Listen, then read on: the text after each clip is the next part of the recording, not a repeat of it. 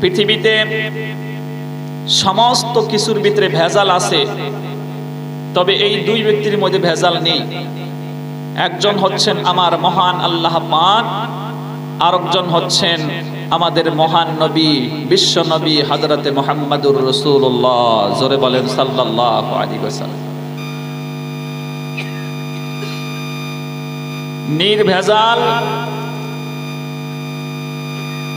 ঠিক অনুরূপভাবে নির্ভেজাল কথা মহান আল্লাহ পাক কোরআনে কারিমে রেখেছেন এবং নবীজির হাদিসের ভিতরে নির্ভেজাল কথা আছে। কথা বলেন ঠিক কিনা?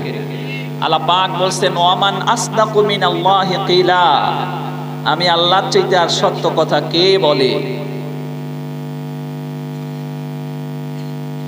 সেই মহান সত্তার মহান উপদেশগুলো শ্রবণার্থে আমরা এখানে জমায়েত হয়েছি। আপনি যখন আল্লাহর কোরআন পড়বেন, 11 নম্বর পারার 2 নম্বর সূরা ইউনূস যখন আপনি তিলাওয়াত করবেন, 109টা আয়াত পাবেন। এখানে 57 এবং 58 নম্বর আয়াতে আল্লাহ পাক বলেন, আল্লাহ রাব্বুল আলামিন বলেন, ইয়া আইয়ুহান নাসু ক্বাদ জাআতকুম মাউইযাতুম মির রাব্বিকুম ওয়া শিফাউল লিমা ফিস সুদূর ওয়া হুদান ওয়া রাহমাতুল লিল মুমিনিন। আল্লাহ পাক বলেন, হে গোটা বিশ্বের মানব মণ্ডলী, হে গোটা বিশ্বের মানব মণ্ডলী, তোমার রবের পক্ষ থেকে, তোমার আল্লাহ রব্বুল আলামিনের পক্ষ থেকে এসেছে উত্তম নসিহত, উত্তম বাক্য। এই কোরআন শুধু নসিহত নয় বন্ধুগণ, এর পাশাপাশি এই কোরআন হলো আমাদের অন্তর, আত্মা, রূহ, সোল যেটাই বলেন না কেন, সেই আত্মার পাশাপাশি একদিকে নসিহত, ওর দিকে এ নসিহত। শুধু নসিহত না, এটা অন্তরের রোগের শেফা। বলেন সুবহানাল্লাহ। বহুদান, এই কিতাবের ভিতরে রয়েছে হেদায়েত। নামাজের মধ্যে যখন আপনি চলে যাবেন, নামাজের মধ্যে দাঁড়িয়ে কিছু প্রথম দিকে আপনাকে কিছু কথা বলতে হয়। আল্লাহর কাছে সারেন্ডার হয়ে হাত উত্তোলন করে বুকের মধ্যে হাত বেঁধে, নাভির নিচে হাত বেঁধে সঙ্গে সঙ্গে আপনাকে কিছু আল্লাহর সাথে কথাবার্তা বলতে হয়। কথা বলেন ঠিক কিনা? কি কথা আপনি বলেন? আলহামদুলিল্লাহি রাব্বিল আলামিন। All praise due to Allah, the Lord of the worlds. সমস্ত তারিফ ও প্রশংসা সেই মহান আল্লাহ পাকের, যিনি গোটা বিশ্বের লালন কর্তা, পালন কর্তা। কথা বলেন ঠিক কিনা? আমার ভাইয়েরা, আল্লাহ পাক তখন জবাব দেন, বান্দারে সঠিক কথাই তুই বলেছিস, তুই ঠিক ঠিক কথা বলেছিস বান্দা। আমি হলাম সব প্রশংসার, যাবতীয় প্রশংসার মালিক আমি আল্লাহ পাক। এরপরে সেই মহান রবের আবার আপনি প্রশংসা করেন, আর রহমানির রহিম। হে মহান আল্লাহ পাক, আপনি যে শুধু সমস্ত প্রশংসার মালিক এমন তো আছেনই, তার পাশাপাশি আপনার ভিতরে আরো একটা গুণ আছে, সিফত আছে, সেটা হলো আপনি দয়াবান, রহমতওয়ালা, আপনি আর রহমানির রহিম, আপনি পরম দয়ালু, করুণাশীল। কথা বলেন ঠিক কিনা? আল্লাহ পাক ডাক দিয়ে বলেন, হে বান্দা তুই ঠিকই বলেছিস, আমি যদি দয়া পরশ না হতাম, আমার গজবের চেয়ে যদি রহমত বেশি না হতো বান্দা, তুই যে ভুল করিস, আমি চাইলে তখনই তোকে ধ্বংস করে দিতাম, গজবে পতিত করতাম, আপতিত করতাম। এজন্য আল্লাহর গজবের চাইতে আল্লাহর রহমত বেশি। কথা বলেন ঠিক কিনা? আল্লাহ এই জবাবগুলো দিতে থাকেন বান্দার সাথে। মানুষ যখন নামাজে দাঁড়ায় আল্লাহ তার দিকে মনোনিবেশ হয়। সুবহানাল্লাহ। এবার আপনি আল্লাহর আরো প্রশংসা করছেন, মালিক ইয়াউমিদ্দিন, মালিক ইয়াউমিদ্দিন। আপনি তো সেই রব, আপনি তো সেই মালিক, জাজমেন্ট অফ দ্য ডে, আপনি সেই কিয়ামতের মালিক, একল সত্য মালিক, যেই দিনে কারো হাতে আর কোনো ক্ষমতা থাকবে না, সকল ক্ষমতা আপনার হাতেই হয়ে যাবে ওই দিনে। সেই দিনের মালিক হলেন আপনি মহান আল্লাহ পাক। জোরে বলেন সুবহানাল্লাহ। এই কথাগুলো যখন আপনি বলেন, আল্লাহ পাক বলেন, বান্দা তুই ঠিকই বলেছিস, এবার তুই চাস কি, তোর কথাগুলো বল, আমি তোর কথা শুনবো। জোরে বলেন সুবহানাল্লাহ। এবার আপনি নিজের থেকে ওই রবের কাছে চাওয়া শুরু করে দিলেন, ইয়্যাকা না'বুদু ওয়া ইয়্যাকা নাস্তাঈন। আয় আমার পরওয়ারদিগার, হে আমার রব্বুল আলামিন, আমি আপনারই ইবাদত করতেছি, আবার করব, বর্তমানে করতেছি, ভবিষ্যতেও আপনারই ইবাদত করব। আপনার কাছে সাহায্য কামনা করছি এবং আপনার কাছে চাইবো। এই কথা আপনি আল্লাহর কাছে আপিল করেন। তারপরে আপনি বলেন, ইহদিনাস সিরাতাল মুস্তাকিম। কে বান্দা রাইট পথ। হে আমার পরওয়ারদিগার, আপনার কাছে আমার আরো একটা আবেদন আছে, চাওয়া আছে। আপনার কাছে আমার আরো একটা দরখাস্ত হলো, এই পৃথিবীতে আমি আসার পরে বিভিন্ন মত এবং পথ আমি দেখতে পাই। আপনাদের এই প্রোগ্রামে আমি আগে হয়তো পরপর 2 বার এসেছি, এর আগে আবার 2 বার এসেছিলাম বলে একটু রাস্তা আমার জানা আছে। সেজন্য ডেগাসানের রাস্তা কোনটা হবে একটু হলেও আমার জানা আছে। কিন্তু নতুন যখন আমরা এসেছি এই এলাকায়, কেউ যদি নতুন করে আসে, ওই লোকটা এই জায়গা পর্যন্ত পৌঁছাতে হলে কত 3 আইল পাবে, 4 আইল পাবে। আসল ডেগাসানের রাস্তা কোনটা যদি সঠিক জানা ব্যক্তি বলে না দেয়, ওই লোকটা আসতে পারবে? কথা কোন না কেন? নিশ্চয়ই পারবে না।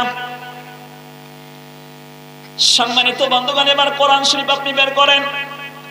সূরা আন-নাহল যখন আপনি স্টাডি করবেন, 14 নম্বর পারার 2 নম্বর সূরা, সূরা আন-নাহল 128টা আয়াত আছে। এখানে 9 নম্বর আয়াতে আল্লাহ পাক বলেন, ওয়া'আলাল্লাহি কাসদুস সাবিলি ওয়া মিনহা জাইর ওয়ালাউ শাআ লাহাদাকুম আজমাইন। বলেন আল্লাহু আকবার। আল্লাহ রাব্বুল আলামিন বলেন, এই অসংখ্য বাঁকা পথগুলোর ভিতরে আসল সঠিক পথ কোনটা হবে, জান্নাতের পথ কোনটা হবে, সহিহ রাস্তা কোনটা হবে, এটা বলে দেওয়ার দায়িত্ব আমি নিজ হাতে গ্রহণ করেছি। সুবহানাল্লাহ। আল্লাহ পাক এটা নিজে দায়িত্ব নিয়েছেন। সেজন্যই মহান আল্লাহ পাক ওই আয়াতের ভিতরে ডাক দিয়ে বললেন, বান্দারে, ওই আমার গোটা বিশ্বের বান্দা সকল জেনে রাখো, তোমার রবের পক্ষ থেকে এসেছে উত্তম নসিহত, পাশাপাশি এটা তোমাদের দিলের রোগের বেমারের শিফা ঔষধ, এবং এই কিতাবের ভিতরে রয়েছে হেদায়েত। আর এই কিতাব এই গোটা বিশ্বের মুমিনদের জন্য রহমত। জোরে বলেন সুবহানাল্লাহ।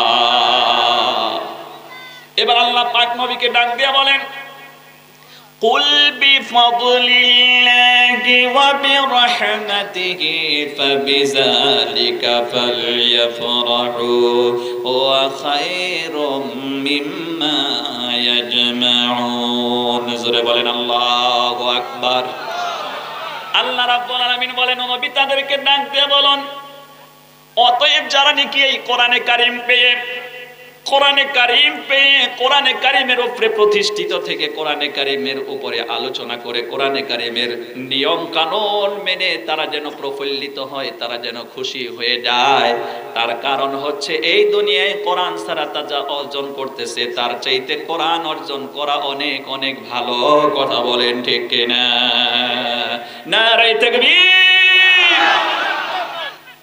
প্রিয় ভাই সব, আল্লাহ পাক কোরআনে কারিমের ভিতরে বলেন মাসালুল ফারিকাইনি কাল আ'মা ওয়াল আসাম্মি ওয়াল বাসীরি ওয়াস সামি' হাল ইয়াস্তামিয়ানি মাসালান আফালা তাযাক্কারুন। আল্লাহ পাক বলেন এই পৃথিবীতে যার চক্ষু আছে গোটা বিশ্বময় সে দেখতে পায়, যার কান আছে শ্রবণ করতে পারে, জবান আছে কথা বলতে পারে, এই গ্রুপটা। আর ওই আরেকটা গ্রুপ যে চোখে দেখতে পায় না, কানেও শুনতে পায় না, এই দুই গ্রুপ কি সমান হবে নাকি? কথা বলেন না কেন? সমান হবে নাকি? এখানে আল্লাহ পাক বোঝাচ্ছেন চক্ষু আছে দেখে বলে, কান আছে শুনে বলে, তার মতলব হলো চক্ষু দিয়ে আল্লাহর কোরআন তিলাওয়াত করে, কোরআনে কারিমের তরজমা শিখে, কোরআনে কারিমে কি আল্লাহ পাক আদেশ করলেন সেই আদেশকে মানে, আর যেটাকে নিষেধ করা হয়েছে সেটাকে নিজের জীবন থেকে পরিত্যাগ করে দেয় এই ব্যক্তি। আর যে যারা নাকি কোরআন পড়ে না, কোরআন বোঝে না, কোরআনের উপরে আমল করে না, আল্লাহ দেওয়া বিধানকে সে মান্য করে না, বরং আল্লাহ পাক যেখানে নিষেধ করেছেন সেই কর্মগুলো করে, এই দুটো গুরু কখনোই সমান হতে পারে না। কথা বলেন ঠিক কিনা? আজকে বছরের লাস্টের দিন 31 জানুয়ারি, আজকের ডেটে মুমিন ব্যক্তি যারা আল্লাহওয়ালা হয়, আল্লাহর বান্দা হয়, সঠিক বান্দা, তারা তো কোরআনে কারিমের মাহফিলে আসলো কোরআনে কারিম শোনার জন্য, কোরআনে কারিম শুনবে, আমল করবে, কোরআনে কারিম বুঝবে। সেই কোরআনে কারিমের মাহফিলের জন্য এসে বহু কষ্ট করে ঘন ঘন বসে ঠান্ডার পর ঠান্ডা অপেক্ষা করে তারা যে কষ্ট করলো, এই কষ্টকারী গ্রুপ। আর পাশাপাশি 31 জানুয়ারি আমার বন্ধুগণ ড্যাগ মেশিন বাজায়া রাত জাগরণ করে মদ ভাঙ গাঞ্জা খায়া মনে করছে যে আমি জানুয়ারি পালন করলাম, আমি হ্যাপি নিউ ইয়ার পালন করলাম, হ্যাপি ইয়ার্স পালন করলাম, আমার বন্ধুগণ হ্যাপি ডে পালন করলাম। এই দুই গ্রুপকে কখনোই সমান হবে নাকি? নিশ্চয়ই নয়। আকাশ পাতাল ডিফারেন্স রয়েছে। কথা বলেন ঠিক কিনা? আপনি যখন কোরআনে কারিমের মাহফিলে চলে এসেছেন, এখানে যে আপনি সময়টা কাটাবেন, সময়টা দেবেন, এই সময় আল্লাহর কাছে এত প্রিয় বন্ধুগণ, এই সময়টাকে ভাঁজ করে আপনার আমল নামায় আল্লাহ রেখে দেবেন। আপনি যখন কিয়ামতে ইন্তেকাল করবেন, ইন্তেকাল করার সঙ্গে সঙ্গে আল্লাহ পাক বলবেন ওয়া কুল্লা ইনসানিন আলজামনাহু তাইরাহু ফি উনুকি ওয়া নুখরিজু লাহু ইয়াওমাল কিয়ামাতি কিতাবান ইয়ালকাহু মানশুরা। আল্লাহ পাক কিয়ামতের দিনে বলবে বান্দারে, তোর ঘাড়ের মধ্যে আমি একটা কর্মলিপি ঝুলিয়ে রেখেছিলাম, একটা মেমোরি কার্ড রেখে দিয়েছিলাম, একটা সিসি ক্যামেরা সেখানে ছিল। 24 ঘন্টার ভিতরে তুমি কি কাজগুলো সম্পাদন করেছিল সবগুলো রেকর্ড হয়ে গেছে। বান্দা আজকে তোর কাছে ওপেন করে দিলাম, ইকরা কিতাবাক, আজকে তোমার কিতাব তোমার সম্মুখে উপস্থাপন করা হলো। উপস্থাপন করা হলে যারা নাকি আজকের ডেটে বহু কষ্ট করে আল্লাহর কোরআন শুনলো, মানবে বলে শুনলো, এইখানে যারা উপস্থিত আছে, আমরা এটেন আছি, আমাদেরকে যদি এই সাবজেক্ট আল্লাহ পাক বের করে দেয়, এই সময়ের রেকর্ডটা যদি আল্লাহ বের করে দেয়, কিয়ামতে আল্লাহর দরবারে পড়তে আমাদের কোনো লজ্জা লাগবে নাকি? জোরে কথা বলবেন। বরং আমাদের লজ্জা লাগবে না, আমাদের কোনো কষ্ট হবে না। সেই কিয়ামতের দিনে আমলের উপরে ভিত্তি করে আল্লাহ পাক তার বান্দাকে ফায়সালা করবেন, ঈমান এবং আমলের উপরে ভিত্তি করে বান্দাকে ফায়সালা করবে। অতএব কোরআনে কারিমের মাহফিলে বসে আল্লাহর কোরআন কষ্ট করে শোনায় আর চাইতে আমার মনে হয় না যে আর ভালো কাজ আছে। কথা বলেন ঠিক কিনা? এই ভালো কাজ যখন আল্লাহ পড়তে বলবে, বান্দা তো খুশি হয়ে পড়া শুরু করবে। পক্ষান্তরে যারা এই কোরআনে কারিমের মাহফিলে এটেন না হয়ে সময়টা অতিবাহিত করলো, যারা নাকি এই পৃথিবীতে আল্লাহর দুশ্মনদের চরিত্র গ্রহণ করে, যারা নাকি 1 জানুয়ারি পালন করার জন্য যে চেষ্টা শুরু করেছে, ওইটাও আল্লাহ পাক বলবেন বান্দারে রেকর্ড করা হয়ে গেছে, এবার তোর কিতাব তুই পড়, তুই জান্নাতে যাবি না জাহান্নামে যাবি তুই নিজেই ফয়সালা করতে পারবি।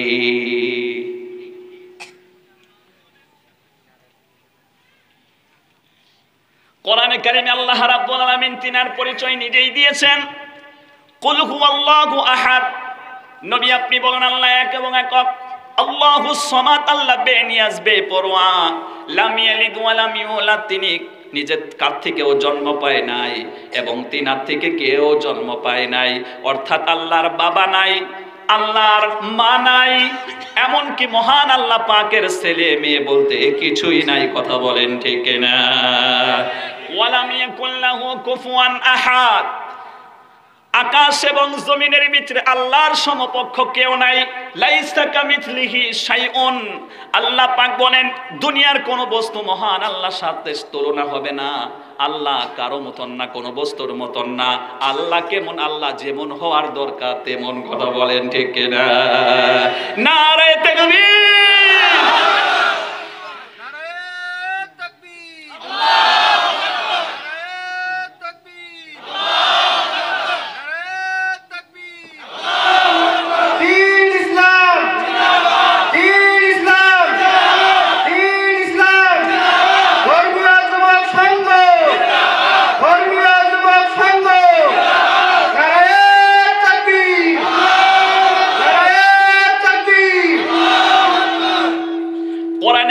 যখন আপনি বের করবেন 10 নম্বর পারা থেকে সূরাটা শুরু হয়েছে, 11 নম্বর পারায় সূরাটা কমপ্লিট হয়েছে। সূরার নাম হতেছে সূরা তাওবা, 129টা আয়াত পেয়ে যাবেন। 30 নম্বর আয়াতের ভিতরে আল্লাহ পাক বলেন, ওয়াকালাতিল ইয়াহুদু উযাইরুন ইবনুল্লাহ ওয়াকালাতিন নাসীহা ইবনু মারইয়াম وقالت اليهود عزير ابن الله وقالت النصارى ইলা আখিরি আয়াত। মহান আল্লাহ পাক বর্ণনা করেন, এই পৃথিবীতে এক শ্রেণীর গ্রুপ, এক শ্রেণীর লোকেরা আমি পাঠালাম নবী হযরতে উযাইরকে তাদের কওমের কাছে, তাদের জাতির কাছে। তিনাকে আমি নবী বলে প্রেরণ করেছিলাম, কিন্তু তারা নবীকে নবী শুধু বলল না, নবী না বলে বরং তারা বলতে শুরু করলো এ হলো আল্লাহর বেটা। বলেন নাউজুবিল্লাহ।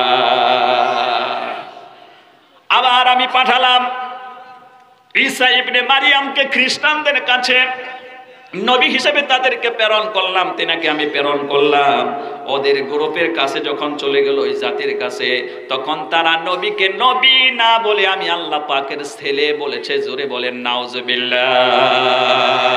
সম্মানিত বন্ধুগণ, এমনি করে তারা আল্লাহর দুশমনে পরিণত হয়েছে।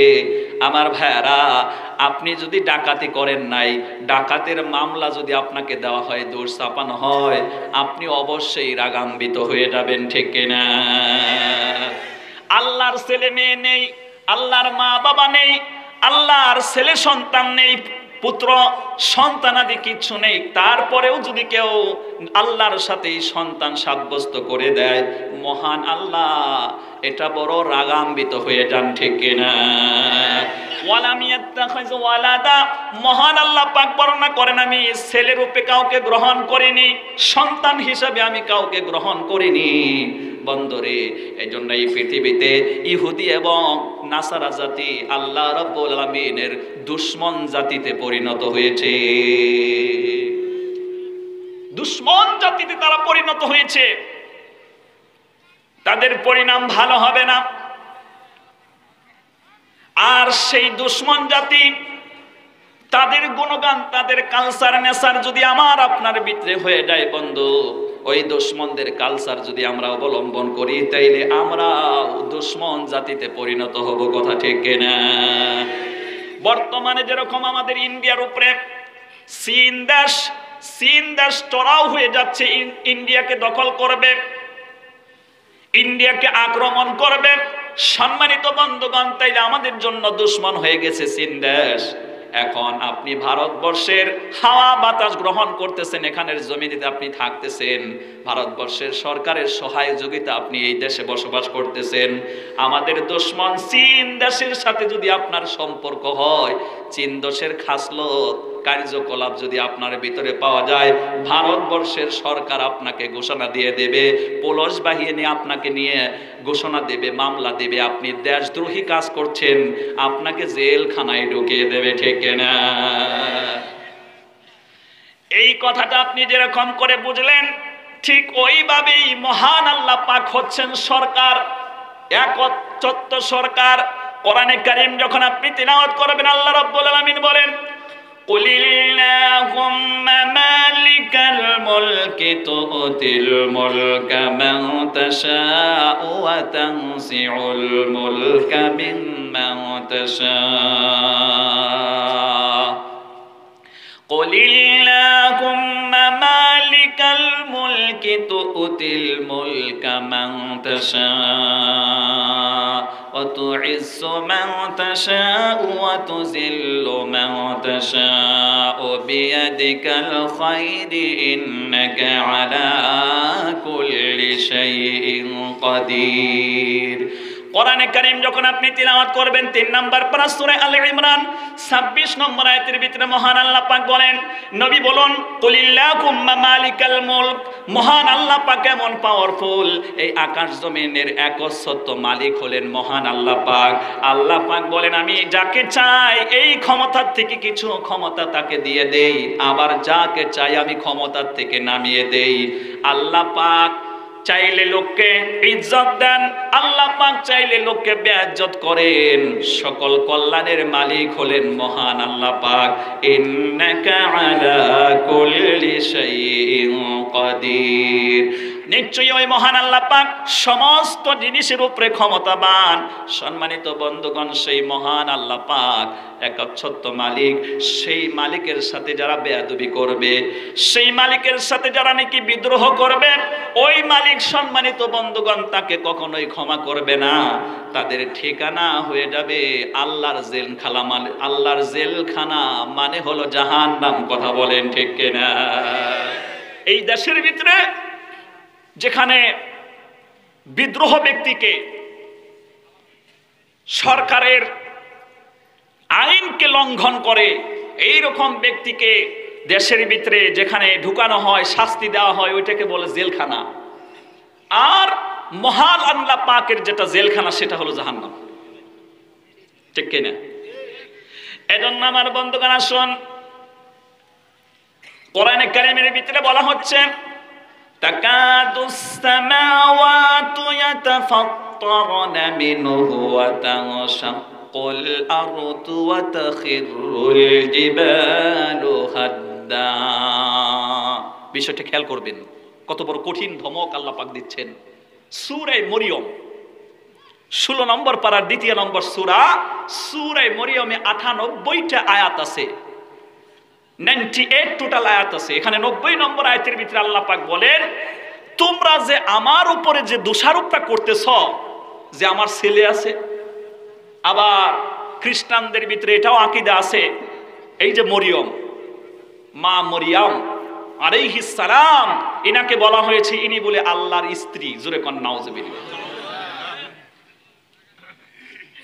এই যে অভিযোগ তোমরা আনতেছ, আমি আল্লাহ রাব্বুল আলামিন তোমাদের মতন যদি জৌলুকুল বানাতাম, পাথরকে, আসমানকে, জমিনকে, তাদেরকে যদি তোমাদের মতন বিবেক আমি দান করতাম, তাইলে এই আসমান জমিন সেই বিবেক দিয়া তোমাদের এই কথার উপরে রাগ করে গুসায় তারা ফেটে যেত। জোরে বলেন আল্লাহু আকবার। গুসায় তারা ফেটে যেত। কত বড় মহা অন্যায় তোমরা করতেছ, কত মহা বড় অন্যায় কাজ করতেছ। সম্মানিত বন্ধুগণ, এমনি করে এই পৃথিবীতে খ্রিস্টান এবং ইহুদি জাতি তারা আরো আকীদা এরকম করে বলে, নাহনু আবনাউল্লাহ। লাস্টে গিয়ে তাদের দুই জাতির মধ্যে যখন ঝগড়া লাগলো, ইহুদি জাতি বলে উজাইর হলো আল্লাহর বেটা, খ্রিস্টান জাতি বলে না, উজাইর তো আল্লাহর বেটা না, উজাইর আল্লাহর বেটা নয়, বরং ঈসা ইবনে মারিয়াম হলো আল্লাহর বেটা। জোরে বলেন নাউজুবিল্লাহ। দুই জাতিতে যখন এরকম ঝগড়া লেগে গেল, মীমাংসায় তারা এসে বলল, শুধু ঈসা নবী যে আল্লাহর বেটা এমনটা নন, হযরতে ঈসা ইবনে মারিয়াম যে আল্লাহর বেটা এমনটা নন, বরং আমরাও হলাম আল্লাহ পাকের নাতি পুতি। নাহনু আবনাউল্লাহি ওয়া আহিব্বাউ, আমরাও আল্লাহ পাকের ছেলে মেয়ে নাতি পুতি। জোরে কর নাউযুবিল্লাহ। এমনি করে তারা আল্লাহ রাব্বুল আলামিনের সাথে এরকম বিদ্রোহ করেছে, আল্লাহ পাকের দুশমন জাতিতে পরিণত হয়েছে, মহান আল্লাহ পাকের দুশমন বান্দায় পরিণত হয়েছে।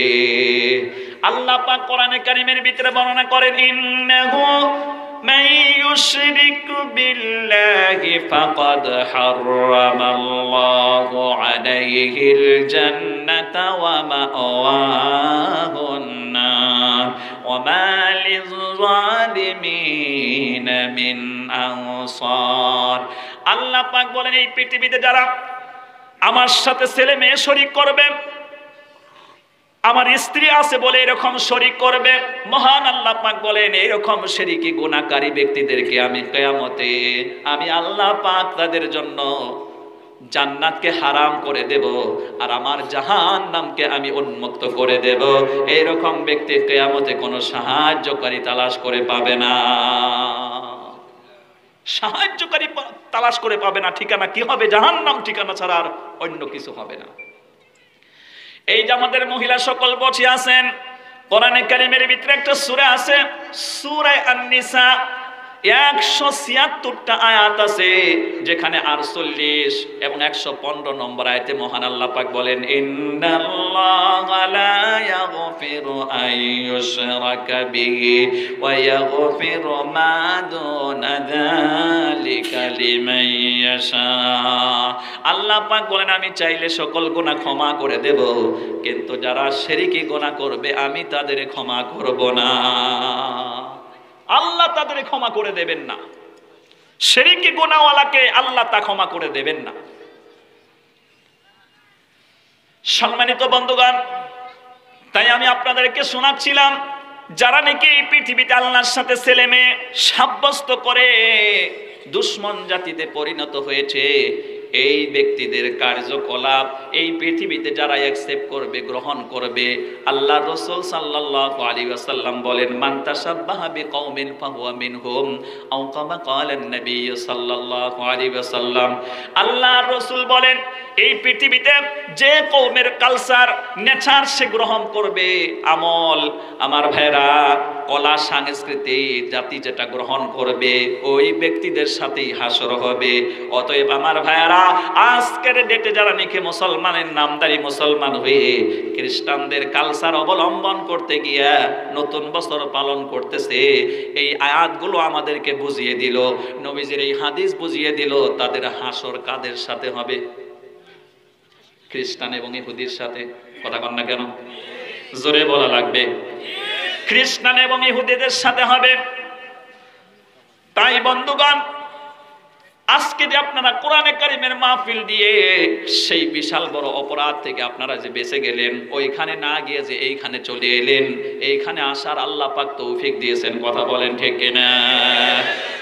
নবীজি ঘোষণা করেন, মাইয়ুরিদিল্লাহু বিহি খায়রান ইউফাক্কিহু ফিদ্দিন আও কামা ক্বালান নবী সাল্লাল্লাহু আলাইহি ওয়াসাল্লাম। আল্লাহ রাসূল বলেন, আল্লাহ পাক যাকে ভালোবাসে, পছন্দ করে, তাকে ইলমে দ্বীন দান করে, তাকে ভালো কাজ করার জন্য আল্লাহ সুযোগ করে দেয়। যে মহান আল্লাহ পাক ওই কঠিন অপরাধ থেকে বাঁচিয়া আল্লাহ পাক এই সুন্দরতম কোরআনে কারীমের মাহফিলে এটেন্ড করে দিলেন, উপস্থিত করে দিলেন। আপনারা তাতে খুশি না বেজার? জোরে কথা কওয়া লাগবে, আর একটু মহব্বত দিয়ে বলেন।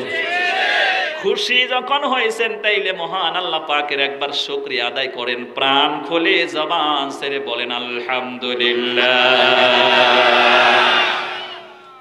নবীজির প্রতি দরুদ পড়েন, বলেন সাল্লাল্লাহু আলাইহি ওয়াসাল্লাম। সম্মানিত বন্ধুগণ, আজকে যারা আমরা দেখতে পাই, কিছু মানুষ আছে, মানে এই যে কান যে আছে, এই কান দিয়ে যদি আপনি ভালো কথা না শুনেন, মন্দ কথা শুনবেই। কানের কাজ হচ্ছে শ্রবণ করা। ভালো জিনিস যদি কিছু না শুনেন, এই কান বসে থাকবে না, আপনাকে মন্দ কিছু শোনাতে আপনাকে বাধ্যও করবে। তো মানুষ যখন কোরআন শুনে না, কোরআনের বিরুদ্ধ জিনিসটাই হলো কি?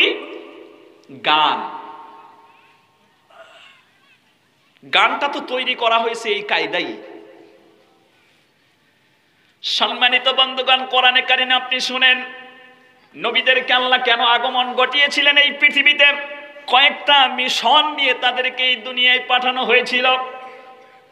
তার প্রথম মিশনের কথা আল্লাহ পাক বলেন, ওয়ালাকাদ বা'আসনা ফি কুল্লি উম্মাতির রাসূলা আন ইউবুদুল্লাহা ওয়াজতানিবুত তাগুত। মহান আল্লাহ পাক বলেন, এমন কোন জাতি, এমন কোন কওম, এমন কোন গোষ্ঠী, এমন কোন পরিবার আমি বাকি রাখি নাই যাদের কাছে আমি নবী রাসূল পাঠাইনি। আর ওই নবীরা গিয়া তাদেরকে এই কথা বলেনি, অর্থাৎ এই দাওয়াতে দিয়েছেন আনি ইবুদুল্লাহ, একমাত্র আল্লাহর ইবাদত করো, তাগুতকে বর্জন করো। সেই ধারাবাহিকতা রক্ষা করতে গিয়ে মহান আল্লাহ পাক সর্বশ্রেষ্ঠ নবীকে লাস্টের দিকে আল্লাহ পাক পাঠিয়ে দিলেন। সেই নবীর মিশন কি? কোরআনে কারীম যখন আপনি তিলাওয়াত করবেন 28 নাম্বার পারার ভিতরে সূরা জুমআ, জুমআ আজকে বৃহস্পতিবার গেল না গো, তাহলে কালকে গেছে জুমআ। হ্যাঁ বৃহস্পতিবার, হ্যাঁ সম্মুখে আছে, একটা তো চলে গেছে সপ্তাহে, ওই সপ্তাহে কালকে জুমআ, অর্থাৎ আজকেই জুমার রাত। সূরা জুমআ বলে একটা সূরা পেয়ে যাবেন কোরআনে কারীমের ভিতরে। জুমা মানে হচ্ছে মহাসম্মিলন, জুমা মানে হলো সম্মিলন। আর কোরআনে কারীমে আরেকটা সূরা পেয়ে যাবেন সূরা হাসর, হাসর মানে হলো মহাসম্মিলন। জোরে বলেন আল্লাহু আকবার। এই সূরা জুমআ যখন আপনি তিলাওয়াত করবেন 24টা আয়াত পেয়ে, সূরা জুমআর ভিতরে 11টা আয়াত আপনি পেয়ে যাবেন। সেইখানে মহান আল্লাহ পাক দ্বিতীয় নম্বর আয়াতের ভিতরে নবীকে আল্লাহ প্রেরণ করেছেন কেন, কি কাজ তিনাকে দিয়ে করাবেন, সেই কাজের কথা আল্লাহ উল্লেখ করে দিয়েছেন। সুবহানাল্লাহ পড়েন। আল্লাহ রাব্বুল আলামিন বলেন, হুয়াল্লাযী বা'আসা ফিল উম্মিয়িনা রাসূলাম মিনহুম ইয়াতলু আলাইহিম আয়াতিহি ওয়া ইউযাক্কিহিম ওয়া ইউআল্লিমুহুমুল কিতাবা ওয়াল হিকমা ওয়া ইন কানু মিন ক্বাবলিহি লাফি দালালিম মুবিন। আল্লাহ রাব্বুল আলামিন বলেন, আমি তোমাদের কাছে নবী পাঠিয়েছি, আমি তোমাদের কাছে তোমাদের ভিতরে থেকে নবী পাঠিয়েছি। হুয়াল্লাযী বা'আসা ফিল উম্মিয়িনা রাসূলাম মিনহুম, তোমাদের কাছে আমি নবী প্রেরণ করেছি। আর তিনি তোমাদের কাছে গিয়ে কয়েক দফা কাজ করবে। এক নম্বরে আমি যে কিতাব তোমাদের প্রতি নাজিল করেছি, সেই নবীর প্রতি নাজিল করেছি, এই কিতাব তিলাওয়াত করবে তোমাদের সম্মুখে, তিলাওয়াত করে করে তোমাদেরকে পাঠ করে শোনাবে। জোরে বলেন সুবহানাল্লাহ।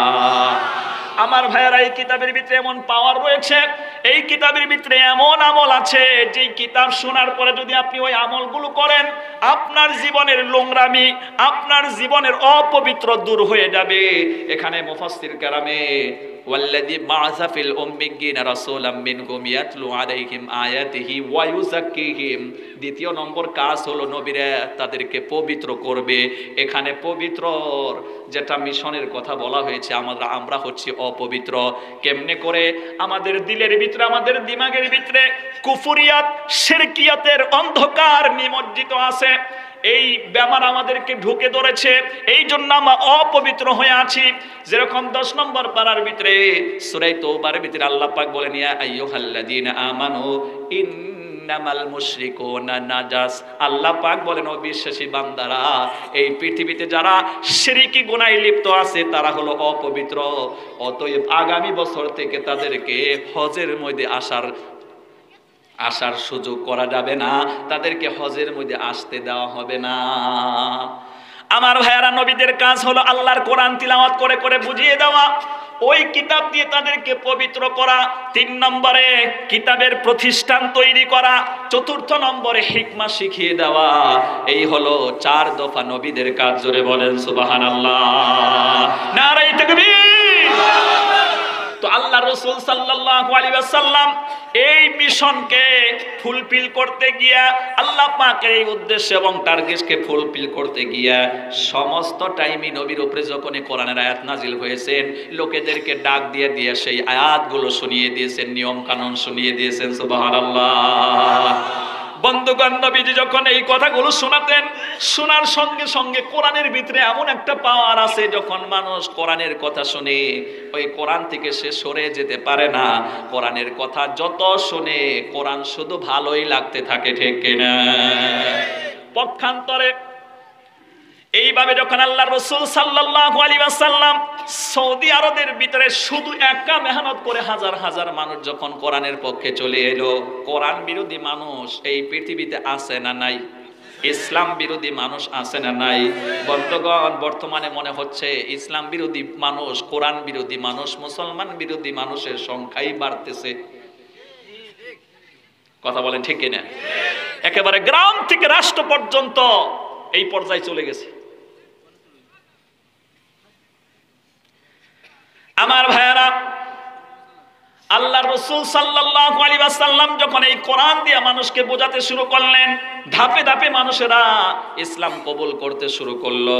কোরআনে কারীমের ভিতরে মহান আল্লাহ পাক বর্ণনা করেন, ওয়া ইযা সামি'উ মা উনজিলা ইলার রাসূলি তারা আ'য়ুনাহুম তাফিদু মিনাত তাম'i মিম্মা আরাফু ইলা আখিরি আয়াত।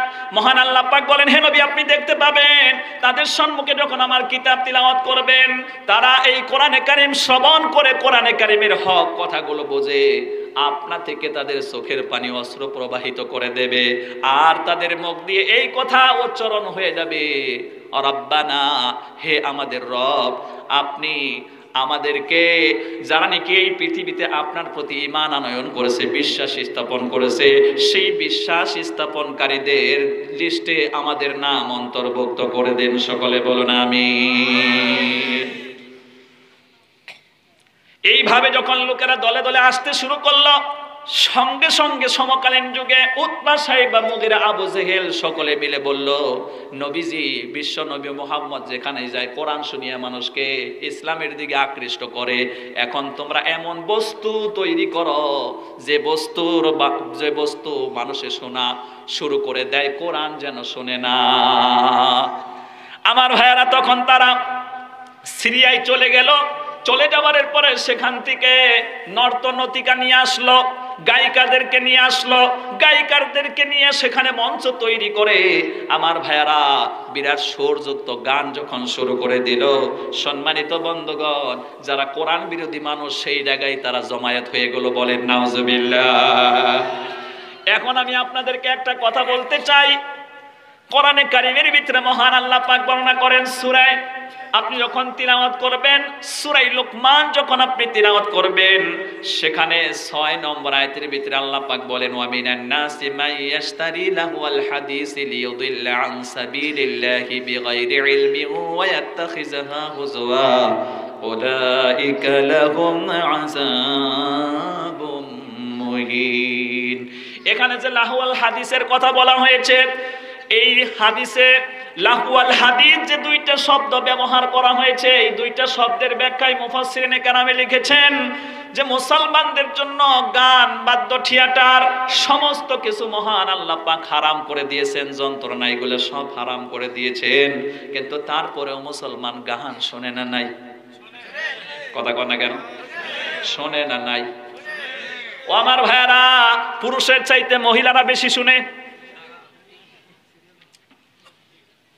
এক জায়গায় এমন ঘটনা হয়ে গেছে, মা বড় গাহান প্রিয়, বিরাট গাহান শুনে মা, গাহান শুনতে শুনতে গাহান শোনার অভ্যাস হয়ে গেছে। স্বামী তো বিদেশে থাকে, বাঙ্গালোরে কাজ করে, কোম্পানিতে কাজ করে, কাপড়ের কোম্পানিতে কাজ করে।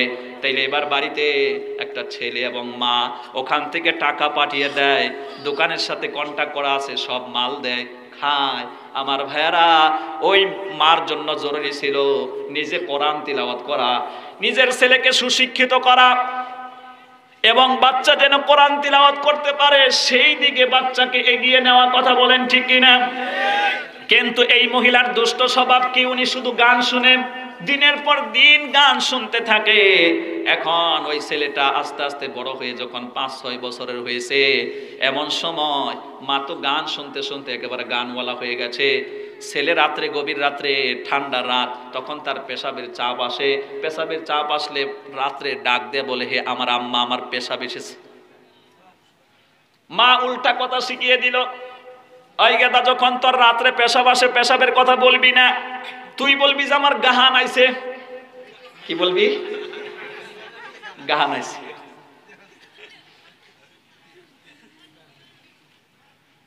মানুষ দেখবেন ব্রেন দিয়ে যা পাবে, অন্তর দিয়ে যা পাবে, বেশি বেশি কানে যা শুনে দেখবেন ওর ব্রেনে সেইটাই গাইতেছে। কথা কোন ঠিক কিনা?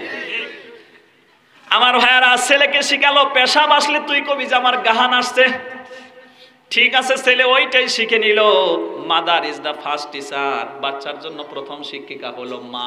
মা যা শিখায় বাচ্চা তাই শিখে, ঠিক কিনা? গাহান আইছে।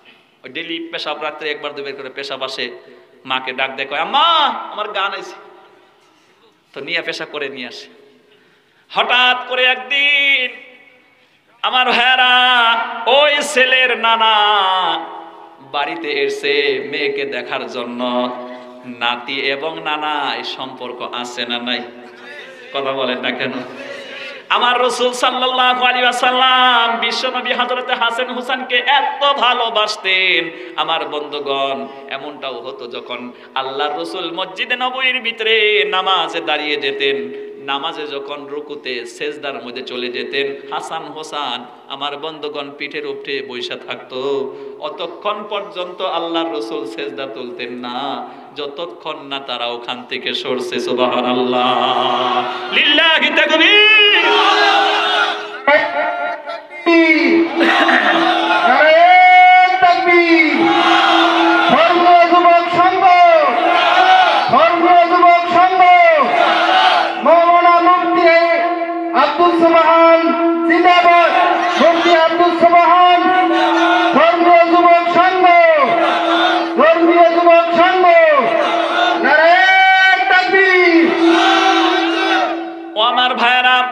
আমি আপনাদেরকে একটা কথা বোঝাতে গিয়ে এই ঘটনাটা নিয়ে এসেছি।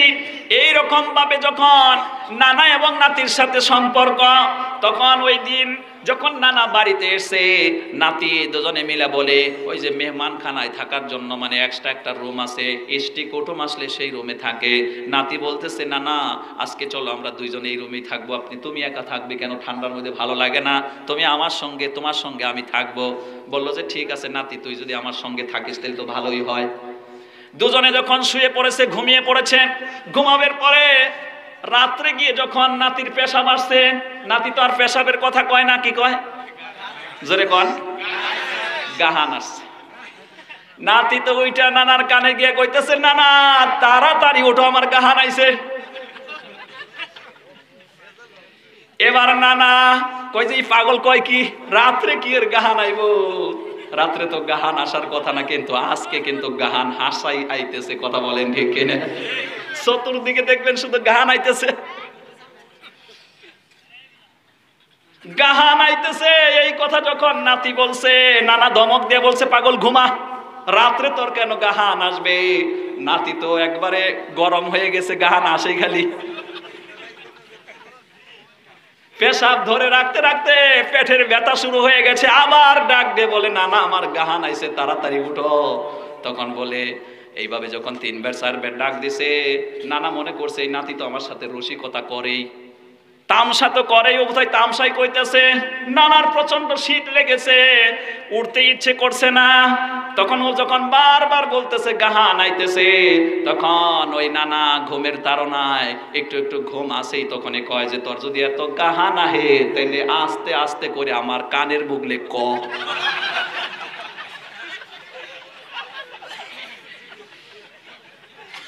নাতিয়ে তো ওই সুযোগেই ছিল, কোথায় গাহান আনলোড করা যায়।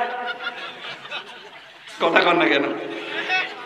সম্মানিত বন্ধুগণ, যখন ইজাজত পাইছে আর দেরি করে না, স্পিকার ফিট করছে। গাহান যখন শুরু করে দিছে, বন্ধু বিছনা নষ্ট, কানের মধ্যে পেশাব ঢুকে পড়েছে। নানা লাভ দিয়ে উঠে কয়, নাতি তুই করলি কি?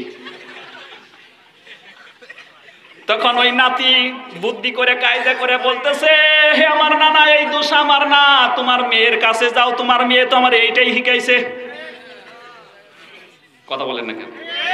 জোরে কথা কওয়া লাগবে। এরকম নিজের ছেলেকে নিজের মেয়েকে মা নিজে সিনেমার মধ্যে ঢুকে থাকে, জনমের মতন ভাদিমে দেখে। কথা কন না কেন? জনমের মতন ভাদিমা দেখে, জনমের মতন সিরিয়াল গুলো দেখে, ছেলে মেয়ে ওইগুলা শিখে। এই জন্য বাচ্চারাও গাহান প্রিয় হয়ে যায়। জোরে বলেন নাউজুবিল্লাহ। আপনি যতই গাহান প্রিয় হন না কেন, আমি আপনাদেরকে একটা কথা শোনাই, যে কোনো গান একটা নতুন করে হলে অবশ্যই হিট গান হলে একবার দুইবার শুনতে চায়, তৃতীয়বার আর শুনতে চায় না, ঠিক কিনা? আমার ভাইয়েরা, কোরআন শরীফ কিন্তু এমন না। কোরআন শরীফের পাওয়ার হলো মানুষ যত কোরআন শরীফ শুনবে ততই শুনতে চাইবে। তখন ওই সৌদি আরবে যখন গান নর্তনতিকা গান নিয়ে আসলো, মানুষ কয়েকদিন শোনা বাদ শুনলো, তারপরে বাদ দিয়ে কোরআনের কাছে চলে আসলো। সুবহানাল্লাহ, সুবহানাল্লাহ, আলহামদুলিল্লাহ, ওয়ালা ইলাহা ইল্লাল্লাহ।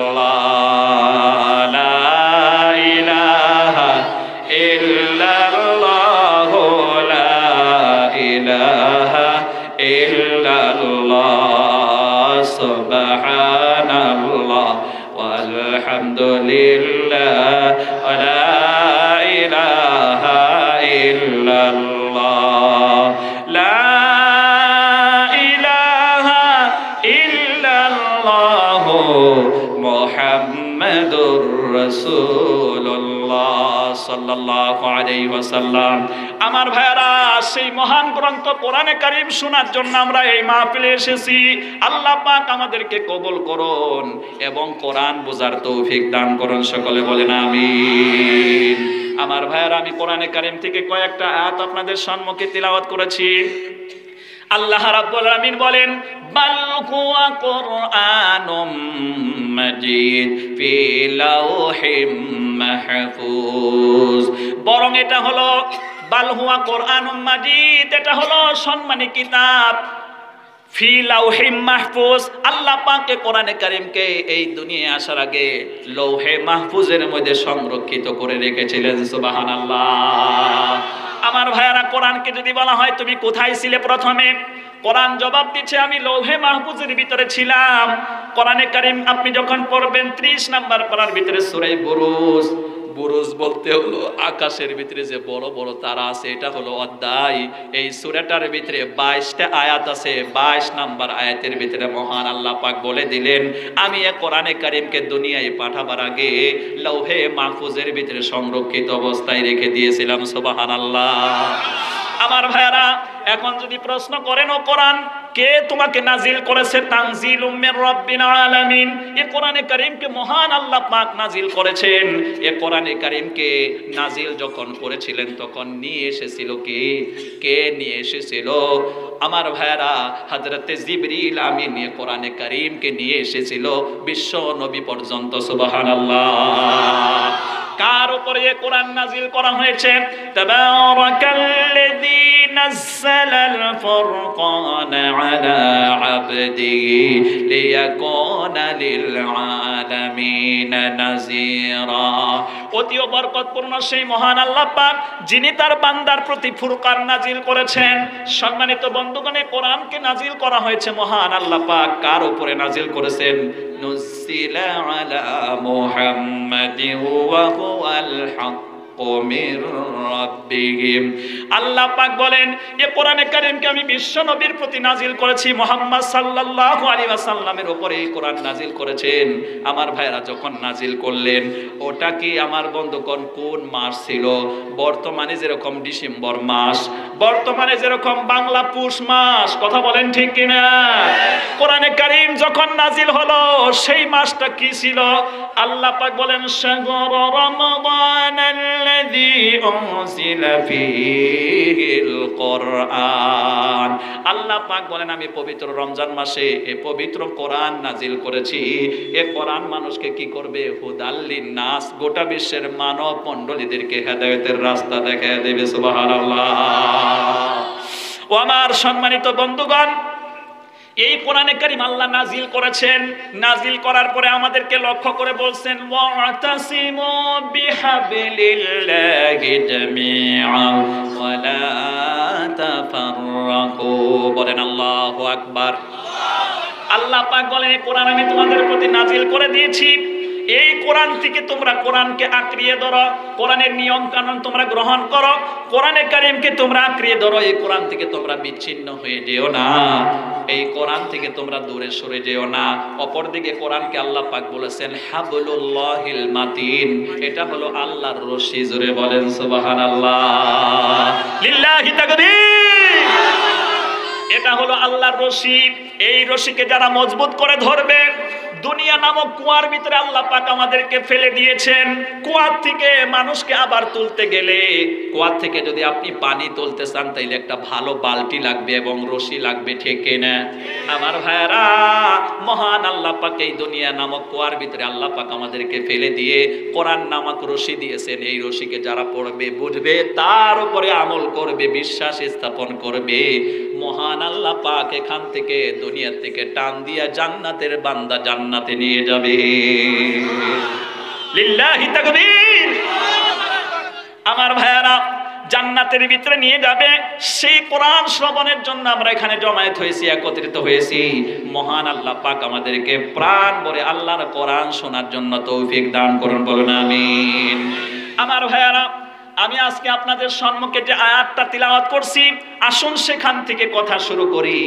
আল্লাহ পাক আমাদেরকে ধৈর্য ধারণ করে আল্লাহর কোরআন শোনার তৌফিক দান করুন, আমিন।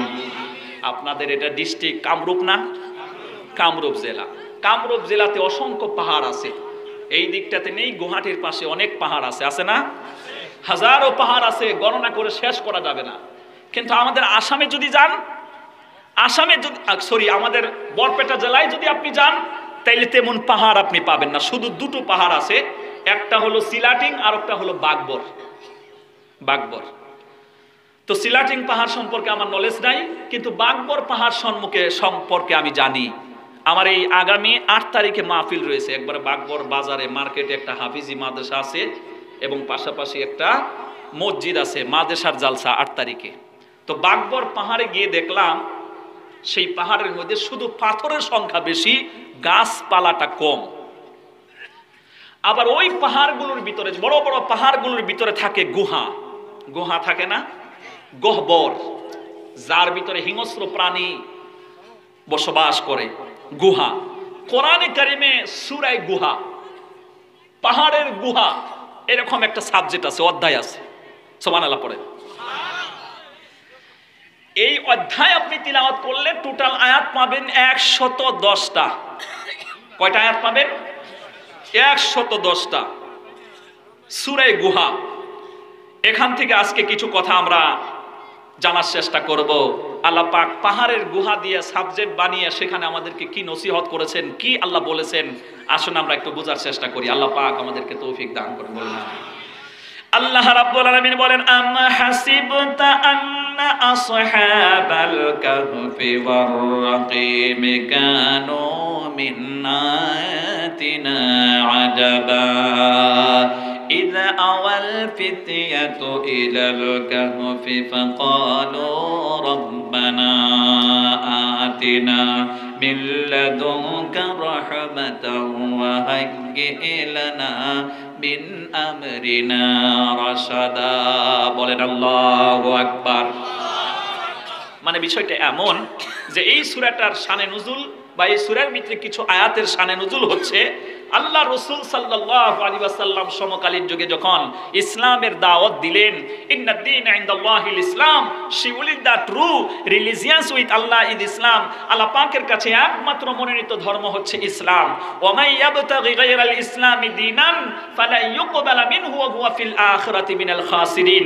এই ইসলাম কে বাদ দিয়ে কেউ যদি অন্য কিছু নিয়ে আল্লাহর কাছে দেখা করে, আল্লাহ পাকের কাছে উপস্থিত হয়, হাজিরা দেয়, তাইলে আল্লাহ ওটা গ্রহণ করবেন না। গ্রহণ করবেন কোনটা? ইসলাম। ইসলাম ধর্ম অ্যাকসেপ্ট করে আমল করে যারা যাবে সেটাই আল্লাহ গ্রহণ করবেন, ঠিক কিনা? তো আল্লাহ রাসূল সাল্লাল্লাহু আলাইহি ওয়াসাল্লাম যখন এই ইসলাম প্রচার করছিলেন, তখন মক্কার কুরাইশরা আল্লাহর রাসূলকে স্তব্ধ করে দেওয়ার জন্য, আল্লাহর রাসূলকে স্টপ করার জন্য তারা একটা প্ল্যান তৈরি করলো। সে প্ল্যানটা হচ্ছে যে যাও, আমরা তো কুরাইশ বংশের লোক, আমরা তো মক্কার লোক, পৌত্তলিক পূজা অর্চনা করি আমরা, আমাদের কাছে কোনো কিতাব নাজিল হয় নাই, আসমানি কিতাব নাজিল হয় নাই। কিন্তু এই যে মদিনা দেখতে পাও, ওই মদিনায় চলে যাও। তখন মদিনার নাম ছিল ইয়াসরিব, বিধ্বস্ত নগরী। ওই নগরীতে গিয়ে কিছু ইহুদি পাবা। তো ইহুদি আলিমদের কাছে গিয়া কয়েকটা পয়েন্ট জেনে আসো, যেইগুলো প্রশ্ন করে এই নবীকে আমরা আটকিয়ে দেব। আটকিয়ে দিলে তিনি আর প্রশ্নের উত্তর দিতে পারবেন না, ইসলামও প্রচার করতে পারবেন না। বলেন নাউজুবিল্লাহ। আমার ভাইয়ারা, আবু জেহেলের নেতৃত্বে কয়েকজন লোক মদিনায় চলে গিয়া ইহুদি আলিমদের কাছে থেকে তারা বিশ্ব নবীর সম্পর্কে সব কথা বলল, যে হ্যাঁ আমাদের দেশে একজন আখিরি নবী বলে দাবি করতেছে, ইসলাম তিনি প্রচার করেন, এক আল্লাহর দিকে মানুষকে ধাবিত করেন। তাইলে তোমাদের কাছে এসেছি, তোমাদের উপরেও তো কিতাব নাজিল হয়েছিল, তোমরা আমাদেরকে কয়েকটা পয়েন্ট শিখিয়ে দাও, যে প্রশ্ন করে তাকে আটকিয়ে দিব, সেজন্য আর ইসলাম প্রচার করতে পারে না। আমার ভাইয়ারা, তখন ইহুদি আলিমগুলো শিখিয়ে দিল যে এক নম্বরে তোমরা প্রশ্ন করবা আসহাবে কাহাব। আসহাবে কাহাবের ঘটনা কি? আসহাবে কাহাব মানে কি? আসহাবে কাহাব কখন হয়েছিল এই ঘটনা বলতে বলবে।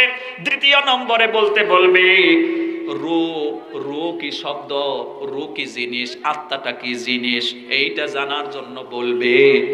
আর তৃতীয় নম্বরে আর একটা বিষয়ে তাদেরকে প্রশ্ন করে জানিয়ে দিল যে এই বিষয়ে প্রশ্ন করো যে হযরতে ইউসুফ আলাইহিস সালাম সম্পর্কে, জুলাইখা সম্পর্কে সে তার কি ধারণা আছে, এই সম্পর্কে জানার জন্য তোমরা প্রশ্ন করবে। এই তিনটা প্রশ্ন যদি করা হয় তাইলে জবাব দিতে পারবে না। জবাব যদি দিতে না পারে তাইলে উনি আসল নবী না। কথা শুনতেছেন? সম্মানিত বন্ধুগণ, আল্লাহ রাসূল সাল্লাল্লাহু আলাইহি ওয়াসাল্লামের কাছে এসে সত্যি তিনটা প্রশ্ন করা হলো। তিনটা প্রশ্ন করা হলে নবীজির এখানে একটু ভুল হয়ে গেল। যাও তোমরা বাড়ি যাও, আমি কালকে কব, কালকে কব। এখানে কোরআনে কারীমের ভিতরে বলা হয়েছে মা ইয়ানতিকু আনিল হাওয়া ইন হুয়া ইল্লা ওয়াহিয়ুন ইউহা। নবী নিজের থেকে বানিয়ে কোনো কথা বলে না, আল্লাহ পাক তিনাকে যা বলতে বলেন সেটাই তিনি বলেন। কথা বলেন ঠিক কিনা? নবীজি তাদেরকে বললেন তোমরা চলে যাও, আমি কালকে বলবো। আল্লাহ রাসূল যখন এই কথা বললেন, সম্মানিত বন্ধুগণ, আল্লাহ নারাজ হয়ে গেলেন। নিজের থেকে তো তিনি কথা বলতে পারেন না, তিনি ওই সময় বলার দরকার ছিল ইনশাআল্লাহ, আল্লাহ যদি আমাকে তৌফিক দেয় কালকে আমি তোমাদেরকে এই বিষয়ে জানিয়ে দেব, এইরকম বলার দরকার ছিল। কথা বলেন ঠিক কিনা? মাঝখানে প্রায় 15 দিনের জন্য আর ওহী আসে না, ওহী আসা বন্ধ হয়ে গেল। কাফের বেঈমানেরা সুযোগ পেয়ে গেল, তুমি নকল নবী, কই তোমার আল্লাহ কই, তোমাকে তো কোনো খবর দিচ্ছে না, এই নলেজ তোমাকে দিচ্ছে না, ওহী নাজিল হচ্ছে না, তাইলে তুমি নকল নবী। এইভাবে যখন নবীজিকে দারুণ ভাবে কষ্ট দিচ্ছিল, নবীজিও দারুণ কষ্ট পেয়ে যাচ্ছিলেন।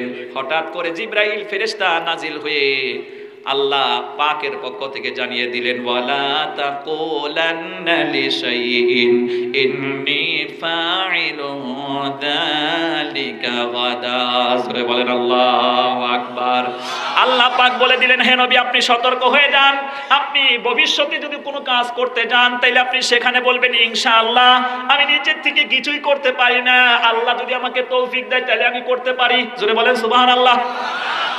আমাদের কই এটা শিক্ষা, আমরা ভবিষ্যতে কোনো কাজ করতে চাইলে সঙ্গে ওই কাজের সাথে কি বলতে হবে?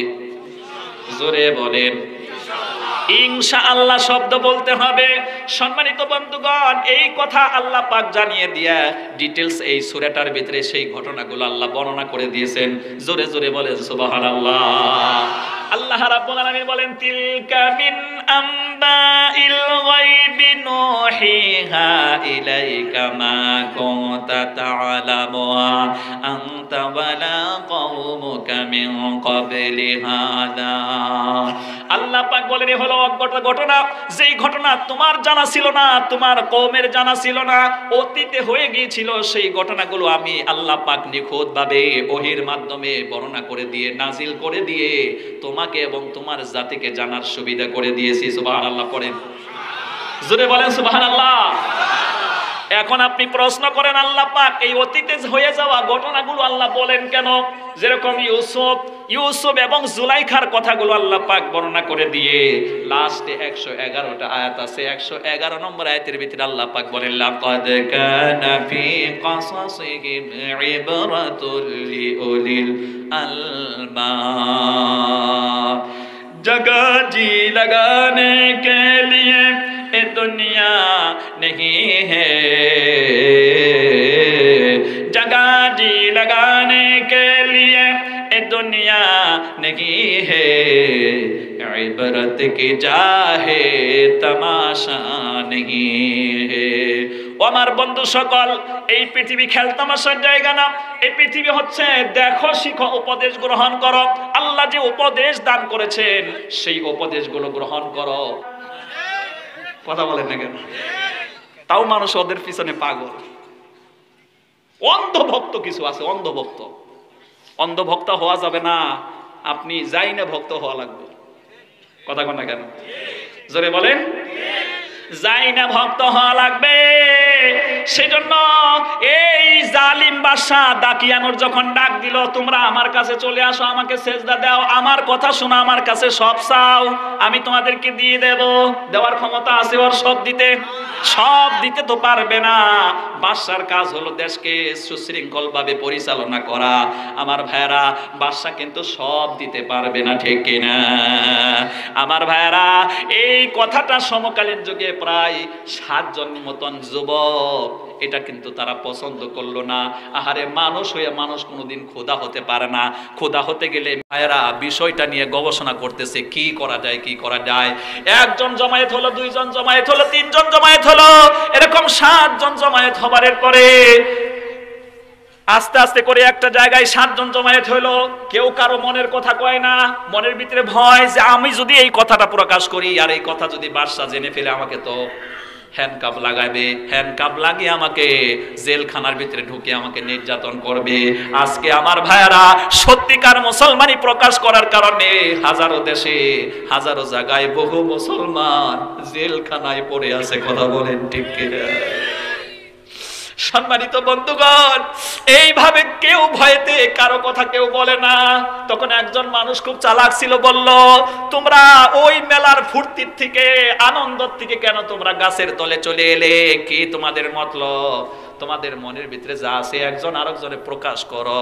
তখন আমার ভাইয়েরা একজনে প্রকাশ করলো যে এই নকল খোদাকে আমি খোদা মানি না, এটা আমাকে বড় অস্থির করতেছে, আমি একমাত্র পরাক্রমশালী আল্লাহর ইবাদত করতে চাই। জোরে বলেন সুবহানাল্লাহ, লিল্লাহি তাকবীর। সম্মানিত বন্ধুগণ, এই কথা বলার সঙ্গে সঙ্গে সকলেই বলল যে আমাদের মনের ভিতরেও তাই। কোরআনে কারীমের ভিতরে আল্লাহ পাক বলেন, মাইয়াহদিল্লাহু ফাহুয়াল মুহতাদি ওয়া মাইয়ুদলিল ফাউলাইকা হুমুল খাসিরুন। আল্লাহ পাক বলেন, আমি যাকে চাই হেদায়েত দিয়ে দেই, যাকে চাই গোমরাহ করে দেই। আল্লাহ ওদের কপালে হেদায়েত রেখে দিয়েছিল, এইজন্য আল্লাহ পাক এক জায়গায় এত একত্রিত করলেন। জোরে বলেন সুবহানাল্লাহ। আমার ভাইয়েরা, একত্রিত হবার পরে এই 7 জনে তখন বলল, আমরা এই নকল খোদাকে মানিয়ে আমরা পরাক্রমশালী এক আল্লাহকে মানতে চাই। আমরা এই জায়গায় জমায়েত হয়ে এইখানে থেকে আমরা ওই অরিজিনাল আল্লাহর ইবাদত করতে পারবো না। এই নকল খোদা আমাদেরকে ধরে ফেলবে, এই বাদশা আমাদেরকে ধরে নিয়ে গিয়ে আমাদেরকে জেলখানায় ঢুকিয়ে দেবে। অতএব আমরা এইখানে থাকতে চাই না। সম্মানিত বন্ধুগণ, এইভাবে যখন তারা কথা বলতেছিল, বাদশার গোয়েন্দাগিরি লোকেরা এসে এই কথা জেনে তাদেরকে বাদশার দরবারে নিয়ে গেল যে এরা আপনাকে খোদা বলে মানে না। ভাই, বাদশা রাগ করবে না গো? কথা কন না কেন? বাদশা রাগ করবে না? নাই, নিশ্চয়ই রাগ করবে। আসামের ভিতরে একটা ঘোষণা হয়ে গেছে, 50 জনের উপরে মানুষ জমায়েত হতে পারবে না। করোনা পরিস্থিতি বলে আবার বাড়তেছে। তাহলে ঠিক আছে সম্মানিত বন্ধুগণ, করোনা পরিস্থিতি বাড়ার জন্য আসামের ভিতরে এটা আইন তৈরি করা হয়েছে, 50 জনের উপরে মানুষ জমায়েত হতে পারবে না। আমার বন্ধুগণ, এটা কি শুধু এক দলের জন্য আইন না, এক দলের জন্য? কথা বলেন, সকল দলের জন্য আইন। কিন্তু বিজেপি যখন প্রোগ্রাম করে 30,000 মানুষ হয়, সেখানে করোনা হয় না। অন্য দলে করলেই করোনা হয়। কথা বল না কেন? সম্মানিত বন্ধুগণ, এই ধরনের সহিংসতা এখন দেশের মধ্যে হইতেছে না নাই? নিঃসন্দেহ হইতেছে। আমার ভাইরা তখন বলল, রাজদরবারে নিয়ে যাওয়া হলো, বাদশা তো তেলে বেগুনে জ্বলে গেল। আমার ভাইরা তখন বলল, তোমাদেরকে একটা রাত্র সময় দেওয়া হলো, এই রাত্রে তোমরা চিন্তা চর্চা করো। তোমরা যদি ওই সত্যিকার আল্লাহ রাব্বুল আলামিন থেকে যদি মুখ ফিরিয়ে আমার দিকে হয়ে যাও, আমি তোমাদেরকে ক্ষমা করে দেব, নাইলে তোমাদের উপরে শাস্তি পতিত হবে। আমার ভাইরা, ঈমান বহুত বড় দামি জিনিস। তার কারণ হলো এই ঈমানের বিনিময়ে আল্লাহ পাক 10টা পৃথিবীর সমতুল্য জান্নাত দিয়ে দেবে। আমার ভাইরা, যেই জান্নাতের ভিতরে আপনি কি খাবেন, কি ধরনের খাবার আল্লাহ দেবে, আল্লাহ পাক কোরআনে কারীমের ভিতরে বলেন, মুত্তাকিইনা ফিহা আলাল আরাইক লা ইয়ারাউনা ফিহা শামসান ওয়ালা জামহারিরা ওয়া দানিয়াতান আলাইহিম জিলালুহা ওয়া যুল্লিলাত কুতুফুহা তাযলিলা। কোরআনে কারীম যখন আপনি তিলাওয়াত করবেন 29 নাম্বার পারার ভিতরে সূরা আদ-দাহার বলে লাস্টের সূরার আগের সূরা একটা সূরা পেয়ে যাবেন। 13-14 নম্বর আয়াতের ভিতরে মহান আল্লাহ পাক বর্ণনা করেন কি সুন্দর করে, বান্দারে ওই চিরন্তর জান্নাতের ভিতরে তুই যখন যাবি, সেখানে হাজারো ফলদায়কের গাছ আছে, লক্ষ লক্ষ কোটি কোটি আছে। ওই ফলদায়কের গাছের তাফসীরের ভিতরে এসেছে ডালগুলা কত লম্বা। আমার ভাইয়ারা, এখানে ধরেন গাছের গুড়ি, তাইলে ডালটা এখান থেকে একটা তেজি গোড়া 3 মাস দৌড় দিয়া অতিক্রম যতটা জায়গা যাবে, অত বিশাল বড় বড় ডাল হবে গাছে। কয়জনে কইলেন সুবহানাল্লাহ? আল্লাহর বরত্বের কথা শুনলে সুবহানাল্লাহ জুড়ে বলবেন। এই যে বিশাল বড় গাছের ডাল, সেই ডালটা বর্তমানে দুনিয়াতে যে গাছ, ফলের গাছ, ওটা হলো কাঠের, কিন্তু জান্নাতের ভিতরে ফলের গাছ হবে স্বর্ণের। গাছের ডালই হবে স্বর্ণের, তাইলে ফলটা কত মজার হবে, কথা বলেন ঠিক কিনা? ওই গাছের ভিতরে আপনি যখন ফল খেতে চাইবেন, হেলান দিয়া বন্ধুরে দেখবেন পালঙ্ক বসানো আছে। সেখানে পার্কের মধ্যে যেটা সিস্টেম থাকে এই দুনিয়ায়, তার সাথে হাজারো উন্নত মানের সিস্টেম সেখানে আছে। বসার জন্য হেলান দেওয়া চেয়ার আছে, শুয়ে থাকার চেয়ার আছে। সেই শুয়ে থাকা চেয়ারের মধ্যে বসে যখন আপনি ফলগুলো দেখবেন, খেতে ইচ্ছে করবে না? নাই, নিশ্চয়ই করবে। কিন্তু ওইখানে নিজের থেকে হাত দিয়ে কষ্ট করে গাছের ডালের উপরে গিয়া পারার আপনার দরকার নাই। আর আপনি তো উঠাও আপনার জন্য কঠিন হয়ে যাবে। গাছ এখানে, ডাল গেছে কোনে, 3 মাসের রাস্তা। সম্মানিত বন্ধুগণ, তখন সিস্টেম আল্লাহ করে দেবেন, আপনি মনস্থ করবেন হ্যাঁ ওই ফলটা আমি খাবো। এইটা বলার সঙ্গে সঙ্গে জেসিবি গাড়ি যেরকম করে বাঁকা হয়, ওইরকম করে বাঁকা করে ফল, আমার বন্ধুগণ, ফলের গাছ আপনার থেকে বাঁকা করে আপনার মুখে চলে আসবে। নারে তাকবীর! ওই ফল যদি আপনি খান, আর দুনিয়ার ফল খান, বহু কষ্ট করে টাকা ক্রয়, টাকা দিয়া, ঘাম পালানো টাকা দিয়ে আপনি আপেল কিনে নিয়ে আসেন, আঙ্গুর কিনে নিয়ে আসেন, বেদানা কিনে নিয়ে আসেন, এইগুলা অনেক দিন আগে গাছের থেকে পেরে রাস্তা দিয়ে নিয়ে আসতে নষ্ট হয়, পচে যায়। তাই সেটার থেকে বাঁচাতে গিয়া ফরমালিন নামের বিষ দেয়। কথা কথা কেন? এই বিষ আপনি খাবারের পরে দেখবেন পেটে ব্যথা হয়ে যায়, গ্যাস্ট্রিক ট্রাবল হয়ে যায়। জান্নাতের ফল আপনি খাবেন নগদ নগদ, পাকা পোক্তা। ওইটা খাওয়ার সঙ্গে সঙ্গে 1 নম্বরে ফায়দা হলো আপনার কখনো পেশাব পায়খানা ধরবে না। তাও সুবহানাল্লাহ বলতে পারলো না? পেশাব পায়খানা আপনাকে করতে হবে না। 2 নম্বরে ওইটা বেশি খেলে আপনার ডায়াবেটিসও হবে না। 3 নম্বরে বন্ধুগণ, ওই ফল খেলে আপনি আপনার জীবন যৌবন আপনি হারাবেন না। লিল্লাহি তাকবীর! সম্মানিত বন্ধুগণ, ওই চিরন্তর জান্নাত আল্লাহ পাক জররা ঈমান নিয়ে যদি আপনি মৃত্যুবরণ করতে পারেন, এই দুনিয়া থেকে আল্লাহ পাক ওই চিরন্তর জান্নাত দিয়ে দেবে বন্ধু। আরো জান্নাতের বর্ণনা আমি সারা রাত পড়লেও শেষ করতে পারবো না, বললেও শেষ করতে পারবো না। ওই চিরন্তর জান্নাত ঈমানের বদলতে দেবে। এই জন্য কেউ যদি আসে, আসো তোমার ঈমান দিয়ে দাও, তুমি এই কাজটা করো, এত বড় মুনাফা দেব, তখন আমরা ঈমান বাদ দিতে পারবো না, ঠিক কিনা? সর্বাগে আমাদেরকে গুরুত্ব দিতে হবে ঈমানের, কারণ ঈমানের বদলতে মহান আল্লাহ পাক 10টা পৃথিবীর এরিয়া জান্নাত দেবে। আর যাকে বড়টা দেবে সেটা তো আরো বড়। সুবহানাল্লাহ পড়েন। আবাদান আবাদান জিন্দেগি সেখানে থাকতে হবে। জান্নাতে ওই ফলদায়ক গাছের ভিতরে আরেকটা সিস্টেম থাকবে, তাফসীরের ভিতরে এসে কখনো কখনো দেখবেন ওই ফলটা একটু বড় সাইজের, একটু গোল সাইজের, বড় সাইজের। সেই ফলটা দেখলে আকস্মাত আপনার আশ্চর্য লাগবে, এই ফলে আবার কি আছে। আপনি যখন কাছে নিয়ে আসবেন, ওই ফল যখন আপনি পেরে ভাঙবেন, ওখানে জান্নাতি একটা বউ পাওয়া যাবে। আরো আস্তে কোন সুবহানাল্লাহ। মানুষে আজকে বউয়ের কথা শুনলে ডরায়। কে আর ডরায় জানেন? বলবো, বউয়ের কথা বললে ডরায়। আমি কলকাতা প্রোগ্রাম করতে গিয়েছি, ওইখানে একটা লোকাল স্টেশনে দেখতে পাচ্ছি একটা লোক দাঁড়ায় বলে যে হুজুর বলতেছে আমি আল্লাহর জান্নাতে যাব না, আমি আল্লাহর জান্নাতে যাব না। এই কথা বলার সঙ্গে সঙ্গে আমি আচরিত হয়ে গেলাম, এই কয় কি? জান্নাত পাওয়ার জন্য এত কষ্ট করতেছি, ওই কয় জান্নাতে যাব না।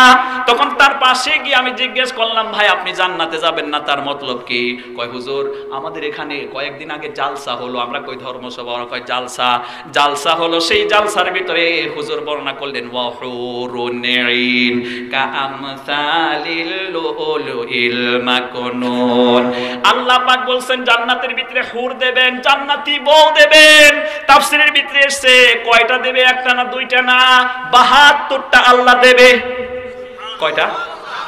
আরো জোরে বলেন। ৭২টা আল্লাহ জান্নাতের ভিতরে হুর দেবে, জান্নাতি বউ দেবে। এই জন্য আমি নিয়ত করছি আমি জান্নাতে যাব না। কেন তুমি জান্নাতে যাবা না? কয় হুজুর ওই যে জান্নাতি বউ, ওই রকম একটা বউ আমার বাড়িতে আছে, ও একটার জ্বালায় আমি বাইতে থাকারি না। তাইলে ৭২টা দিলে তো আমার ৭২-এ বেজে যাবে। এই জন্য আমি নিয়ত করছি জান্নাতে যাব না। এই জন্য আমার ভাইরা, বউয়ের নাম শুনলেই মানুষ আজকে ভয় পায়। হাসানা গো, বউ, বউ শব্দটা বতে হলো বড়, আর ওতে হলো উৎপাত, বড় উৎপাত। বউ আজকালে বড় উৎপাত হয়ে গেছে, কথা কর না কেন? ঠিক কিনা আমার ভাইরা? এই যে গৃহমন্ত্রী, আমাদের ভারতবর্ষের গৃহমন্ত্রী অমিত শাহ, সম্মানিত বন্ধুগণ, এই অমিত শাহ যদি ভালো হয়ে যায়, গৃহ দেশটা আমাদের ভারতবর্ষটা ভালো হয়ে যাবে, কথা বলেন ঠিক কিনা? আর অমিত শাহ যদি উল্টা পাল্টা করে, তাইলে দেশের 12টা বাজবে, কথা কন না কেন? এরকম মহিলারা হলেন গৃহমন্ত্রী। গৃহমন্ত্রী যদি ভালো হয়ে যায়, স্বামীর সংসারটা ভালো হয়ে যাবে, কথা বলেন ঠিক কিনা? কিন্তু গৃহমন্ত্রী যদি ভালো না হয়, স্বামীর সংসারটা বড় কঠিন হয়ে যাবে রে বন্ধু। কোরআনে কারীম যখন আপনি তিলাওয়াত করবেন, একটা তথ্য আছে, কোরআনে কারীম যখন আপনি পড়বেন 28, আপনি যখন কোরআন তিলাওয়াত করবেন 21 নম্বর পারা হিফজে কোরআন 20 নম্বর সাফার ভিতরে 28 নম্বর আয়াত 29 নম্বর আয়াতটা নাজিল হয়ে যায়। এই কারণেই বিশ্ব নবীর স্ত্রীরা, মহিলাদের ভিতরে একটা খাসলত আছে, স্বামী সামর্থ্যবান হিসেবে যতটা ইনকাম করে সেই হিসেবে স্ত্রীকে রাখতে চায়, দিতে চায়, কথা বলেন ঠিক কিনা? কিন্তু মহিলাদের ভিতরে একটা দুষ্ট চরিত্র আছে। স্বামী যদি ইনকাম করে 5,000 টাকা, ও 15,000 টাকার জিনিস পাবে, কথা কন না কেন? আছে না নাই? স্বামী যদি 15,000 টাকা ইনকাম করে, ওর বাজেট দেখবেন 35,000 টাকা। যদি স্বামী 35,000 টাকা ইনকাম করে, এবার বিবি আপনাকে এমন এমন জিনিসের কথা বলবে, ওই মাসে 50,000 টাকা দিলেও হবে না, কথা কন না কেন? এরকম মহিলা আছে না নাই দেশে? কার কার বোর এরকম খাসলত? হাত তুলেন।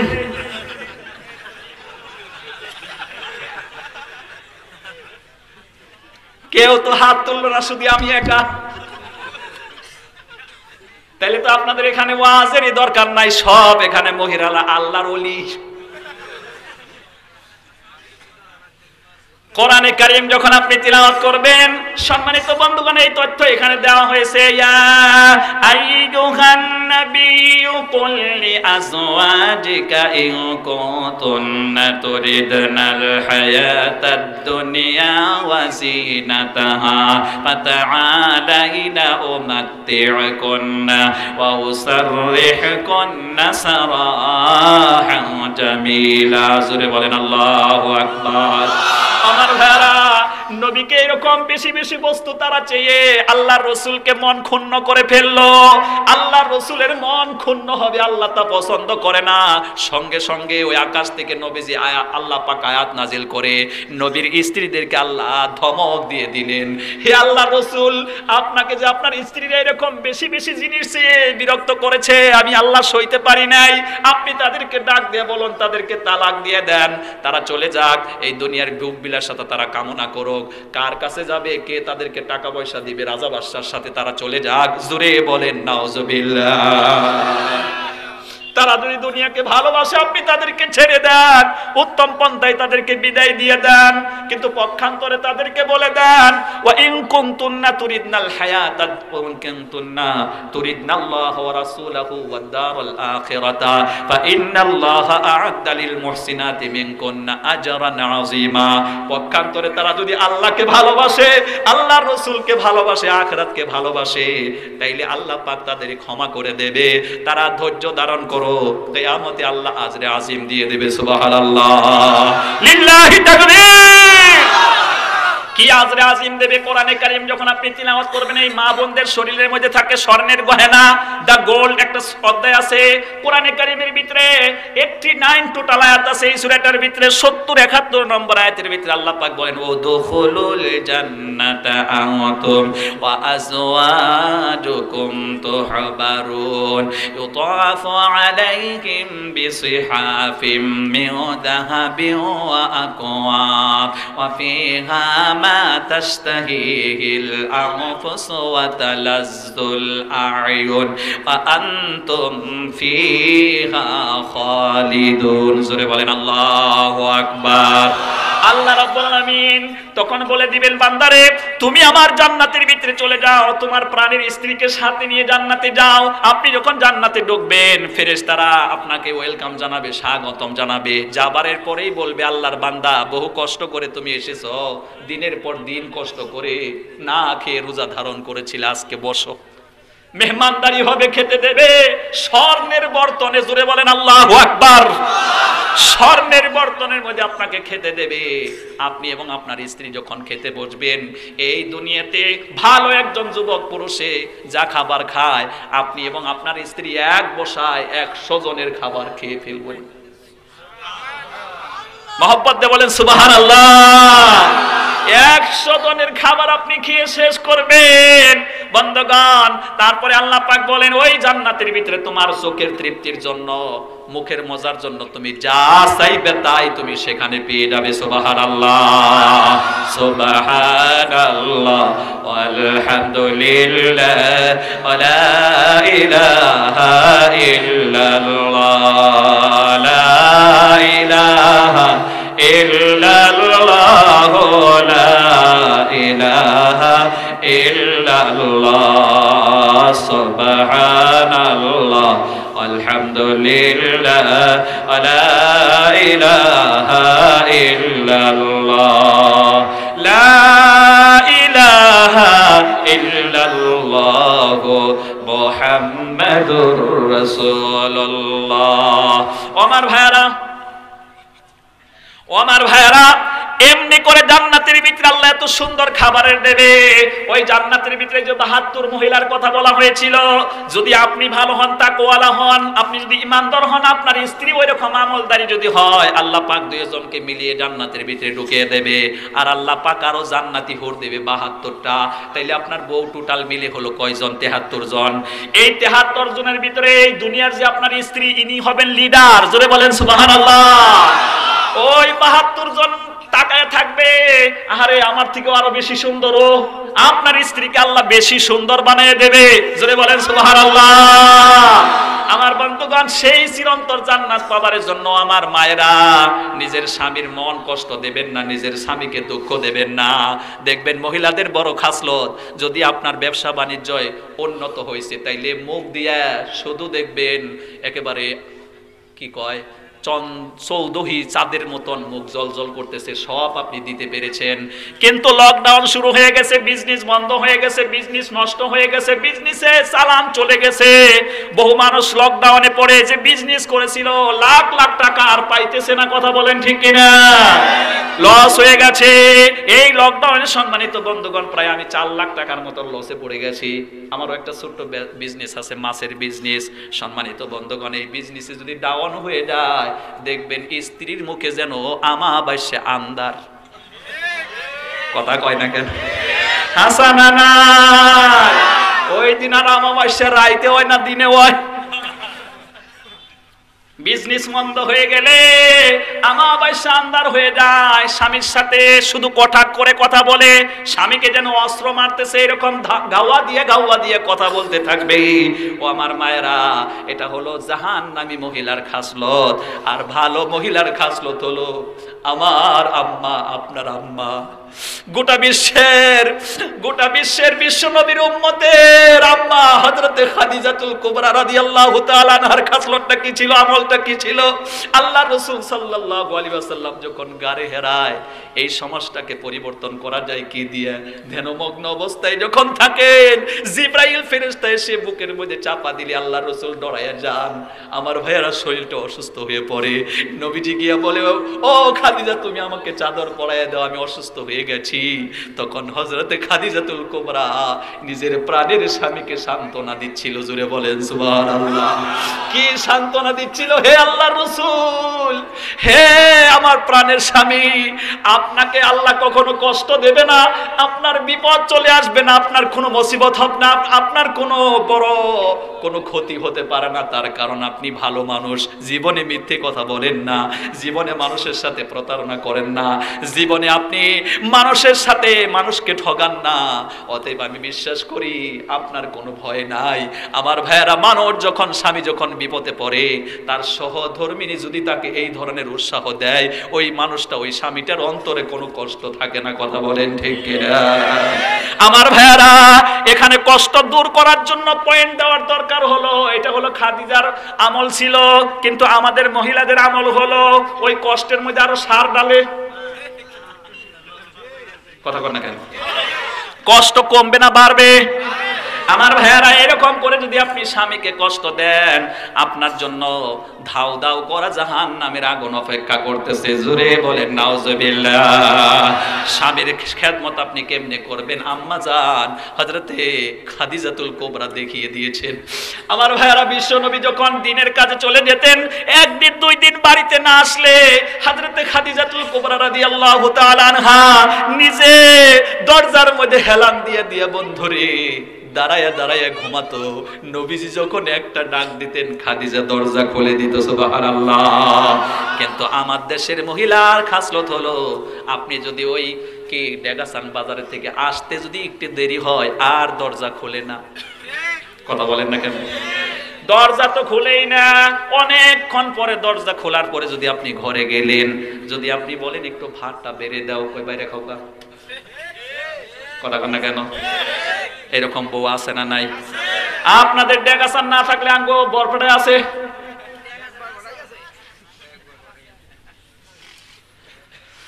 সেজন্য আমার মায়েরা, নিজের স্বামীকে সেবা করুন, যত্ন করুন।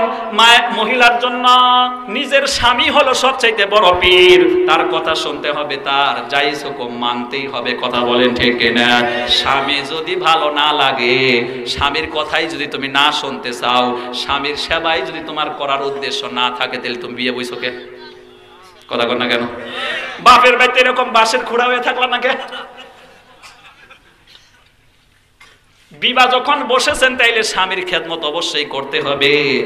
আর বিপদ মুসিবত আসলে আপনি যেরকম স্বামীর সংসারে যখন উন্নত হয় তখন সঙ্গী, আবার যখন দুঃখ আসে তখনও সঙ্গী, ঠিক কিনা? এই খাসলত কিন্তু বিবি মরিয়মের, বিবি রহিমার ছিল। সেই জন্য রহিমা নিজের স্বামীর সাথে জান্নাতে যাবে। আপনাদের ভিতরে যদি এই আমল থাকে, আল্লাহ পাক আপনাদেরকেও জান্নাত দেবে। আপনি যদি স্বামীর সুখেরও সঙ্গী দুঃখেরও সঙ্গী, কথা বলেন ঠিক কিনা? আমার মায়েদেরকে আল্লাহ পাক বোঝার তৌফিক দান করুন, সকলে বলেন আমিন। মহিলাদের জন্য 4টা কাজ। 1 নম্বরে ইদা সাল্লাত খামসাহা, 5 ওয়াক্ত নামাজের সময় যখন হয়ে যাবে মহিলা নামাজ পড়বে। 2 নম্বরে হলো মাহে রমজান যখন আসবে সে রমজানের রোজা ধারণ করবে। 3 নম্বরে স্বামীর সেবা যত্ন করবে, স্বামীর সংসারকে ভালো করে পাহারা দেবে। আর 4র্থ নম্বর হলো নিজেকে হেফাজত করবে, নিজের লজ্জা স্থান, নিজের আবরু সব কিছু ডেকে রাখবে, পর্দায় রাখবে, স্বামীর সংসার পাহারা দেবে। এই 4টা কাজ যদি মহিলা সম্পাদন করতে পারে, আমার রাসূল বলেন জান্নাতের 8টা দরজা তার জন্য খোলা হয়ে যাবে। নারে তাকবীর! 8টা জান্নাত তার জন্য খোলা হয়ে যাবে। 8টা জান্নাতের যে কোনো দরজা দিয়ে তিনি জান্নাতে যেতে পারবে। সম্মানিত বন্ধুগণ, আসুন আমি ওই কথাটা শেষ করে দেই। তখন এই যুবকেরা সিদ্ধান্ত নিল নকল খোদার কখনোই আমরা ইবাদত করব না, তার সাথে আনুগত্য করব না, তার সম্মুখে লুটিয়ে পড়ব না। তখন বাদশা তাকে টাইম দিল, একদিন টাইম দিল, রাত দিল। এই রাতে বুঝে সকালবেলা তোমাদের কাছে আসা হবে, যদি তোমরা আমাকে মানো তাহলে ভালো, নইলে তোমাদেরকে শাস্তি দেওয়া হবে। সেই রাতের আধারে তারা ওখান থেকে পলায়ন করে সম্মানিত বন্ধুগণ যেতে শুরু করলে তাদের সাথে একটা জংলা প্রাণী, একটা জানোয়ার, আমার ভাইয়ের একটা কুত্তা পর্যন্ত সঙ্গী হয়ে গেল। সুবহানাল্লাহ, লিল্লাহি তাকবীর! আমার ভাইয়ারা, অরিজিনাল আল্লাহকে খোঁজার জন্য, ওই আল্লাহর ইবাদতের জন্য কুত্তা যদি দৌড় দিয়ে দেয়, সেই কুত্তারও আল্লাহ মর্যাদা দিয়ে দেয়। জোরে বলেন সুবহানাল্লাহ। কিতাবের ভিতরে এসে তখন তারা দৌড়াতে দৌড়াতে গিয়ে সারা দিন দৌড়াবার পরে রাত ভরে যখন তারা দৌড়াবার পরে দেখে ফর্সা হয়ে যাইতেছে, তখন তারা ভয়েতে ধরা পড়বে বলে ভয়েতে একটা পাহাড়ের গর্তের মধ্যে লুকায়া পড়ল। সুবহানাল্লাহ। পাহাড়ের গর্তের ভিতরে তারা ঢুকে পড়ে সারা রাত কষ্ট করেছে, বিশ্রাম নেওয়ার জন্য ঘুমিয়ে পড়ল। তাফসীরের ভিতরে এসেছে তাদের সাথে যে কুত্তাটা সঙ্গে হয়েছিল, এই কুত্তাটা আমার ভাইয়েরা দরজার সম্মুখে এরকম হাতটা প্রসারিত করে, গুহার সম্মুখে পাও দুটো প্রসারিত করে ও ঘুমিয়ে পড়ল। ঘুমাইলো কতদিন? তারা ঘুমাতে গিয়ে আল্লাহর কাছে প্রার্থনা জানালো, রাব্বানা, আল্লাহ পাক বলে দিয়েছেন, আম হাসিবতা আন্না আসহাবাল কাহফি ওয়ার রাকিমি কানু মিন আয়াতিনা আজাবা ইদ আওয়াল ফিতিয়াতু ইলাল কাহফি ফাকালু রাব্বানা আতিনা মিন লাদুনকা রাহমাতান ওয়া হাইয়্যি লানা মিন আমরিনা রাশাদা। তারা আল্লাহর কাছে বলল, আল্লাহ গো, আমরা তো গুহার ভিতরে লুকিয়ে পড়লাম, তুমি আমাদেরকে এখানে রহমত দান করো। জোরে বলেন সুবহানাল্লাহ। আর আপনি আমাদেরকে সঠিক রাস্তায় পরিচালিত করুন, আপনি আমাদেরকে সঠিক রাস্তার দিশা দেখাইয়া দেন, সঠিক রাস্তায় যেন আমি থাকতে পারি। ওই যুবকদের দোয়া আল্লাহ কবুল করে তারা যখন ঘুমায় পড়লো, সেই ঘুমের টাইমে 10309 বছর পর্যন্ত সেখানে ঘুমালো। লিল্লাহি তাকবীর! হাই, আপনি যদি ট্যাবলেট খেয়ে 3 দিন ঘুমান বাঁচবেন,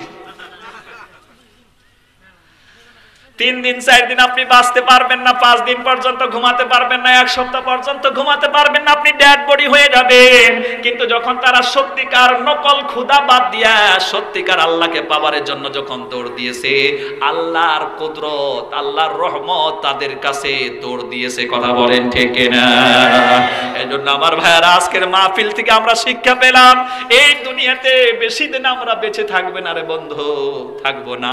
অন্যায় তো অনেক করে ফেলেছি, আজকের মাহফিল থেকে কোরআনের কথা শুনে আল্লাহর কাছে তওবা করে আমরা ভালো হয়ে যাব, এই নিয়ত করে যদি আমরা আমাদের পরবর্তী জীবন শুরু করি, আল্লাহ পাক বিরাট বড় পুরস্কার দিয়েছেন। জোরে বলেন সুবহানাল্লাহ।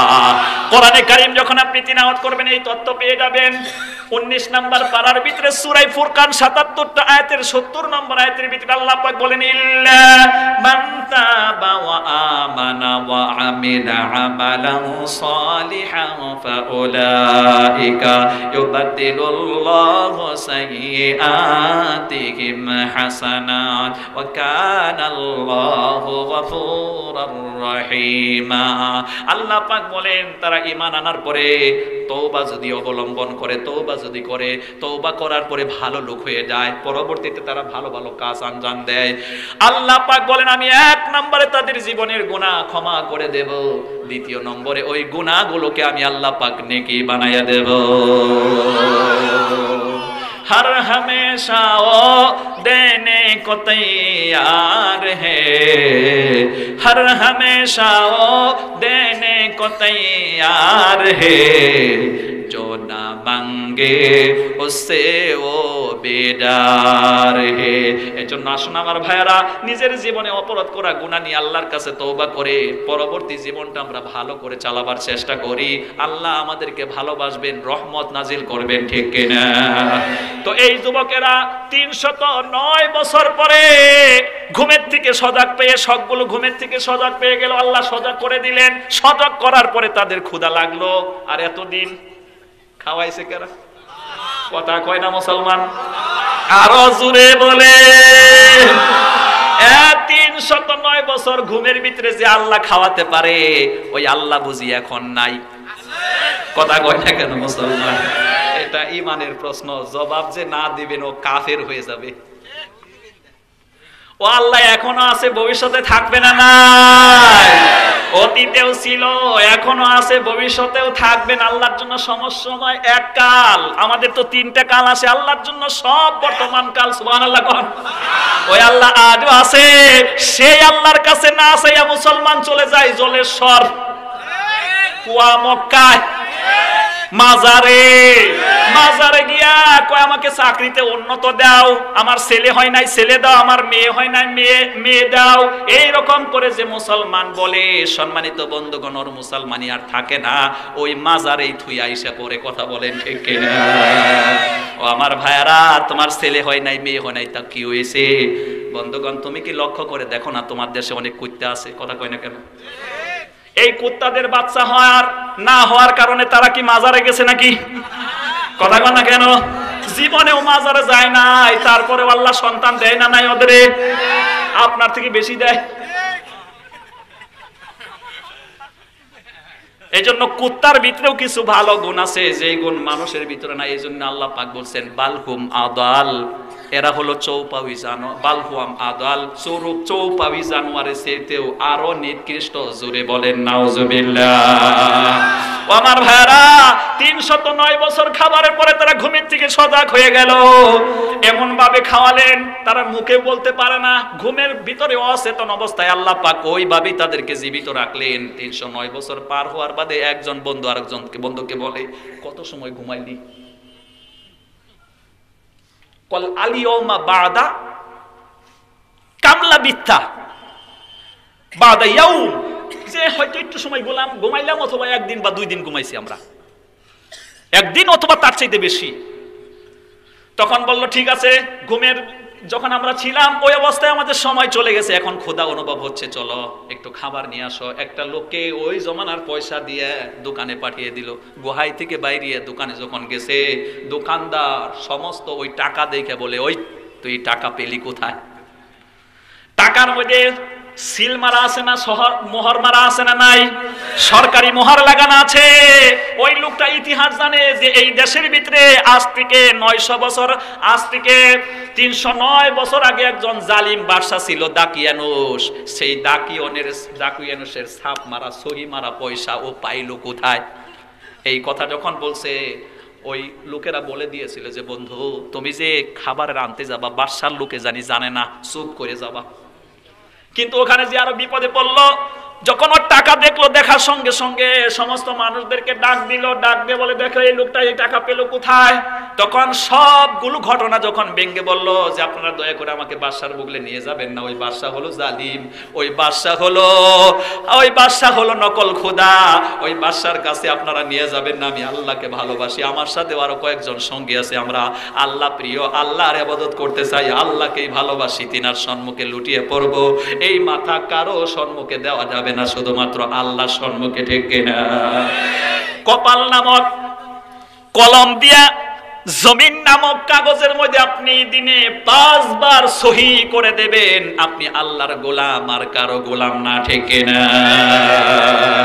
এই গোলামি যদি আপনি করতে পারেন, সূরা হুদ যখন স্টাডি করবেন, 23টা আয়াতের ভিতরে 115 নম্বর 14 নম্বর আয়াতের ভিতরে আল্লাহ পাক বলেন আকিমিস সালাতা তারাফাইন নাহারি ওয়া সুলাফাম মিনাল লাইল ইন্নাল হাসানাতি ইউযহিবুনাস সাইয়্যাত যালিকা যিকরা লিল-যাকিরিন। মহান আল্লাহ পাক বলেন যে নাকি মুমিন হয়ে দিন এবং রাতের ভিতরে 5 ওয়াক্ত নামাজ আদায় করবে, আল্লাহ পাক বলেন নামাজটা তার জন্য এমন একটা হাতিয়ার হবে, তার জীবনের গুনাহ ক্ষমা করে দেবে, কেটে দেবে, ধ্বংস করে দেবে। জোরে বলেন সুবহানাল্লাহ। নবীজি এক্সাম্পল দিয়ে বলছেন তোমার বাড়ির সামনে যদি একটা নহর থাকে, তুমি সেখানে যদি 5 বার গোসল করো তোমার শরীরের ভিতরে কোনো ময়লা থাকবে না। ওরকম ভাবে আল্লাহর বান্দা মুমিন হয়ে 5 ওয়াক্ত নামাজ পড়লে তার শরীরে কোনো খায় থাকে না, ঠিক কিনা? মুমিন ভাই নামাজ ন করিবে কাজা, রোজা ন করিবি হেলা, ইবাদত নহলে জান্নাত না পাবি, হাসারর বিচারর দিনা। ও মুমিন ভাই হাসারর বিচারর দিনা। কথা বলেন ঠিক কিনা?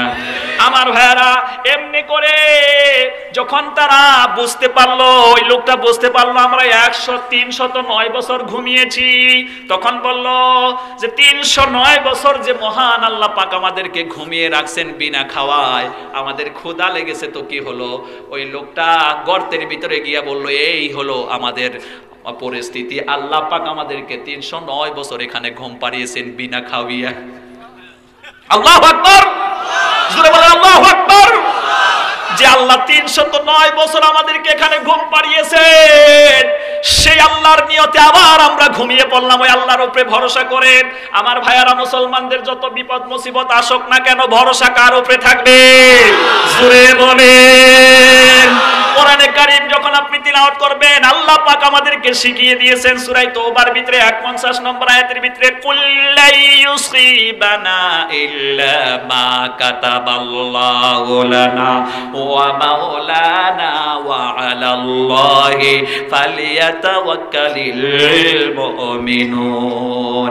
নবী তাদেরকে ঘোষণা দিয়ে দেন, মুমিনদেরকে বলে দেন মুমিনদের কিছুই হয় না, তাই হয় যেটা আল্লাহ ভাগ্যে লিখে রেখেছেন।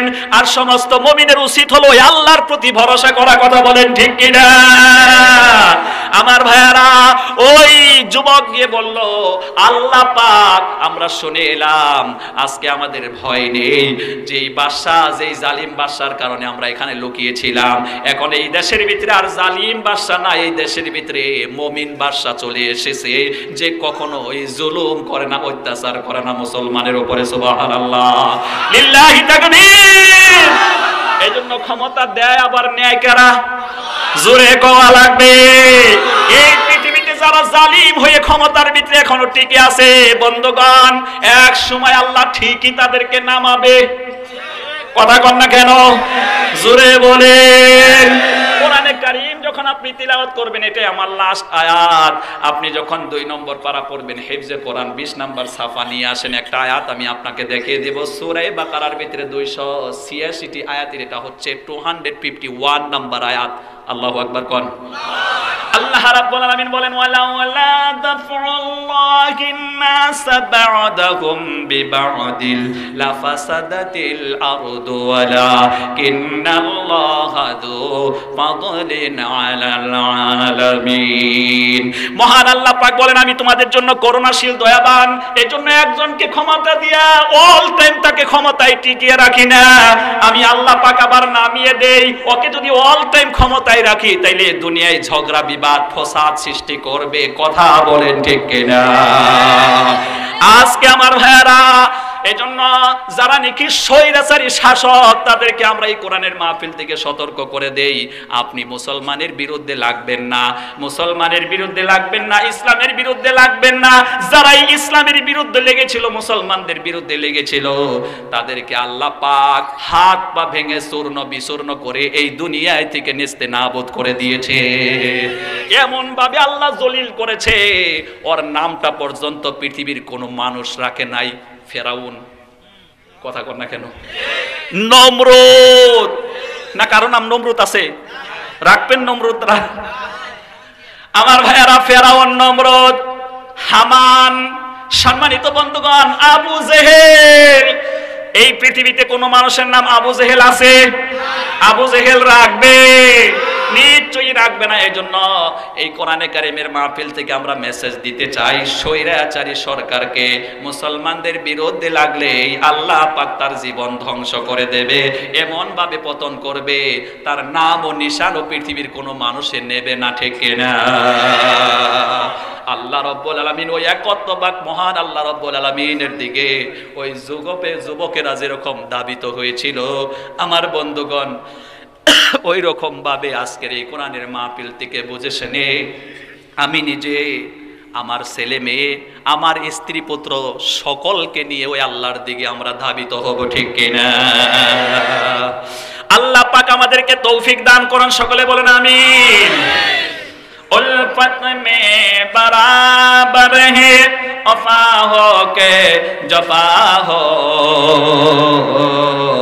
उल्फत में बराबर है वफा हो के जफा हो, हर चीज में लज्जत है अगर दिल में मजा हो। সত্যিকার ভালোবাসা যদি ওই আল্লাহ এবং আল্লাহর রাসূলের জন্য আমাদের হয়ে যায়, তাইলে এই দুনিয়াতে ওই আল্লাহ এবং আল্লাহর রাসূলকে পাওয়ার জন্য সকল কোয়ালিটির কষ্ট করা আমাদের জন্য সহজ হবে, ঠিক কিনা? আল্লাহ যেন তাই করেন, বলেন আমিন। এজন্য আসুন ভাইয়ারা, আমরা আমাদের ছেলে মেয়েদেরকে সুশিক্ষিত করব। এই কোরআনের শিক্ষা, জেনারেল শিক্ষা আমাদের বাচ্চা কাচ্চাকে দিয়ে আমরা বড় করব, উন্নত করব। তবেই তো আমাদের ছেলে সন্তান কোরআনওয়ালা হবে, আল্লাহওয়ালা হবে, বুজুর্গ হবে, কথা বলেন ঠিক কিনা? এখানে আমাদের একটা দুর্বলতা আছে, আমরা টাকা পয়সা ইনকাম করে, বহু মানুষ আছে খালি কয় জমি কিনি, মাটি কিনি, ঘর কিনি, বাড়ি কিনি, ডেকাসান মাটি রাখো, গুহাটি মাঠে রাখো, রাখেন, আমার আপত্তি নাই, কিন্তু সবচেয়ে মূল্যবান সম্পদ হচ্ছে আপনার সন্তান। এই সন্তানের জন্য, সন্তানকে ভালো বানাবার জন্য টাকা খরচা করেন। একটা ছেলেকে যদি আপনি ইঞ্জিনিয়ার বানাতে পারেন, পাশাপাশি কোরআনের হাফিজ বানাতে পারেন, তাইলে আপনার 5 বিঘা 10 বিঘা জমির চাইতে ওটা দামি। আপনি 10 বিঘা জমি বানিয়ে যাবেন, ছেলে যদি মূর্খ হয়, কোরআনের জ্ঞান আপনি দিলেন না, তারপরে জেনারেল শিক্ষাও দিলেন না, ও বসে বসে এরকম 1 জানুয়ারিতে তুরুপ মাইরে সব শেষ করে দিত। 5 বিঘা জমি একেবারে জুয়ার দাইনে দইরে শেষ। কিন্তু যদি আপনার ছেলেকে আপনি সুশিক্ষিত করেন, আপনার ওটা তো থেকেই যাবে, পাশাপাশি সে সমাজ সেবক হবে। আর আপনি মরে যাওয়ার পরে লোকে বলবে যে না রে, অমুক একটা ছেলে সুশিক্ষিত ছেলে বানিয়ে তুই গেছিল। অন্য ফাইলে তার সম্পত্তি না থাকলে কি হবো? এই ছেলেটা এমন আমাদের কাজে লাগছে, আমাদের জাতির কাজে লাগছে, আমাদের দেশের কাজে লেগে গেছে। এই জন্য দয়া করে, মেহেরবানি করে আমি সর্বশেষ যেটা বলবো সেটা হলো, এই যে প্রোগ্রামটা হচ্ছে একটা শিক্ষা অনুষ্ঠানের সম্মুখে, আপনারা নিজের বাচ্চা কাচ্চাকে শিক্ষিত করবেন 2 লাইনে। শিক্ষা দীক্ষার দিকে আমাদের একটা ঝগড়া আছে। আপনারা যারা জেনারেল পড়ছেন শুধু মনে করে জেনারেল শিখাও, আবার আমরা যারা মাদ্রাসায় পড়ছি আমরা খালি ঘোষণা দেই মাদ্রাসায় পড়ো, না এমনটা নয়। আমাদের অলরাউন্ডার হওয়া লাগবে। দেখবেন না, ক্রিকেট খেলার মধ্যে যে প্লেয়ার ভালো ব্যাটিং করতে পারে, আবার ভালো বল করতে পারে, ওর দাম বেশি, কথা কথা কেন? ঠিক ওইরকম ভাবে আমাদেরকে অলরাউন্ডার হতে হবে। দুনিয়ার জ্ঞানও আমরা অর্জন করব, আখিরাতের জ্ঞানও অর্জন করব। কোরআনে কারিমে এই তথ্য আপনি পেয়ে যাবেন 2 নম্বর পারার ভিতরে 200 নম্বর আয়াত এবং 201 নম্বর আয়াত সূরাতুল বাকারার ভিতরে এসেছে। আল্লাহ পাক বলেন, আমার কিছু বান্দা আছে শুধু আমার কাছে দুনিয়া চায়, আমি চাইলে কিঞ্চিত তাকে দুনিয়া দেব, আখিরাত কিন্তু তার জন্য অন্ধকার। পক্ষান্তরে আবার আমার কিছু বান্দা আছে আমার কাছে দুনিয়াও চায়, আখিরাতও চায়, আমি আল্লাহ পাকের কাছে জাহান্নাম থেকে বাঁচতে চাই। এই রকম বান্দাকে আল্লাহ পছন্দ করে। রব্বানা, সকলে পড়েন, রব্বানা আতিনা ফিদ ফিদ দুনিয়া হাসানাতাও ওয়া ফিল আখিরাতি হাসানাতাও ওয়া কিনা আযাবান নার। এজন্য দুনিয়া আখিরাত দুটোই শিক্ষা আমরা অর্জন করব। যে কায়দায় শিক্ষা করা লাগে সেই কায়দায় যাওয়া লাগবে, যে লাইনে যাওয়া লাগে সেই লাইনেই আমাদেরকে যেতে হবে। আমরা গার্জেন পক্ষ গুরুত্ব দেই। মহান আল্লাহ পাক যত কথা আমরা কোরআন হাদিস থেকে আলোচনা করলাম, আমাদের সকলকে শোনার চাইতে বেশি বেশি আমলের তৌফিক দান করুন, আমিন। ওয়া মা আলাইনা ইল্লাল বালাগ। আসসালামু আলাইকুম ওয়া রাহমাতুল্লাহি ওয়া বারাকাতুহু। মাশাআল্লাহ,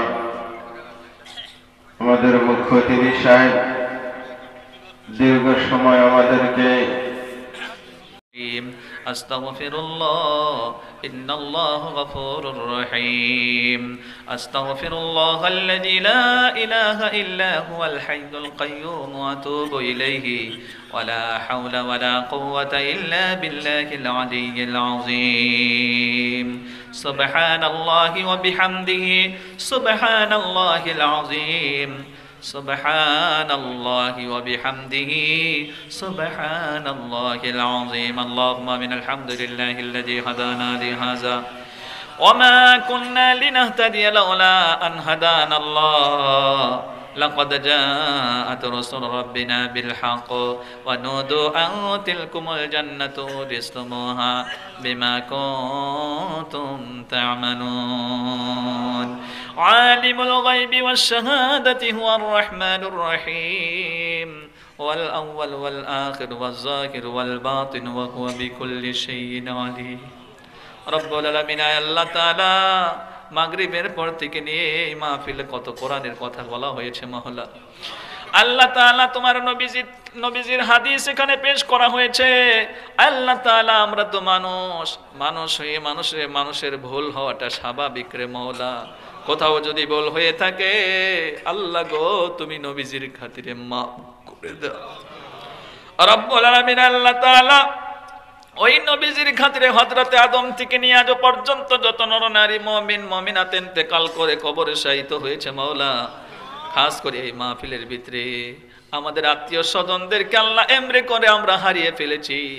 কোন ভাই বন্ধু বিদেশে থাকলে আমরা টেলিফোনে মোবাইলের মাধ্যমে তাদের খবর নিতে পারি আল্লাহ, কিন্তু আমাদের খালাফুবো, আমাদের দাদা, আল্লাহ তাআলা যে বাবা এত দুঃখ কষ্ট করে লালন পালন করে আমাদেরকে বড় করেছিলেন রে মাওলা, দুনিয়াতে কোথাও ভুল করলে বাবা দৌড় দিয়া গিয়া লোকেদের কাছে ক্ষমা চেয়ে আমাদের উদ্ধার।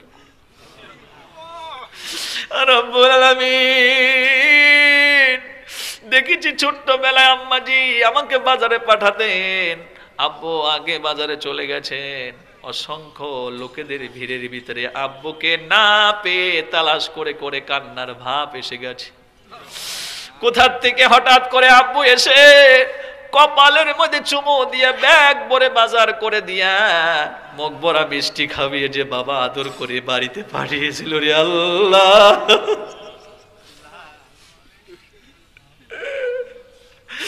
রব্বুল আলামিন, সে আদরের আম্মাকে তো আর খুঁজে পাই না রে মাওলা। বাবাকে হারিয়ে যাবার পরে এই দুনিয়ার ভিতরে কত জায়গায় যায়, কত মানুষে আদর দেয়, যত্ন দেয়, কিন্তু মাথার মধ্যে হাত বলি আব্বা বলে আর কেউ ডাক দিল।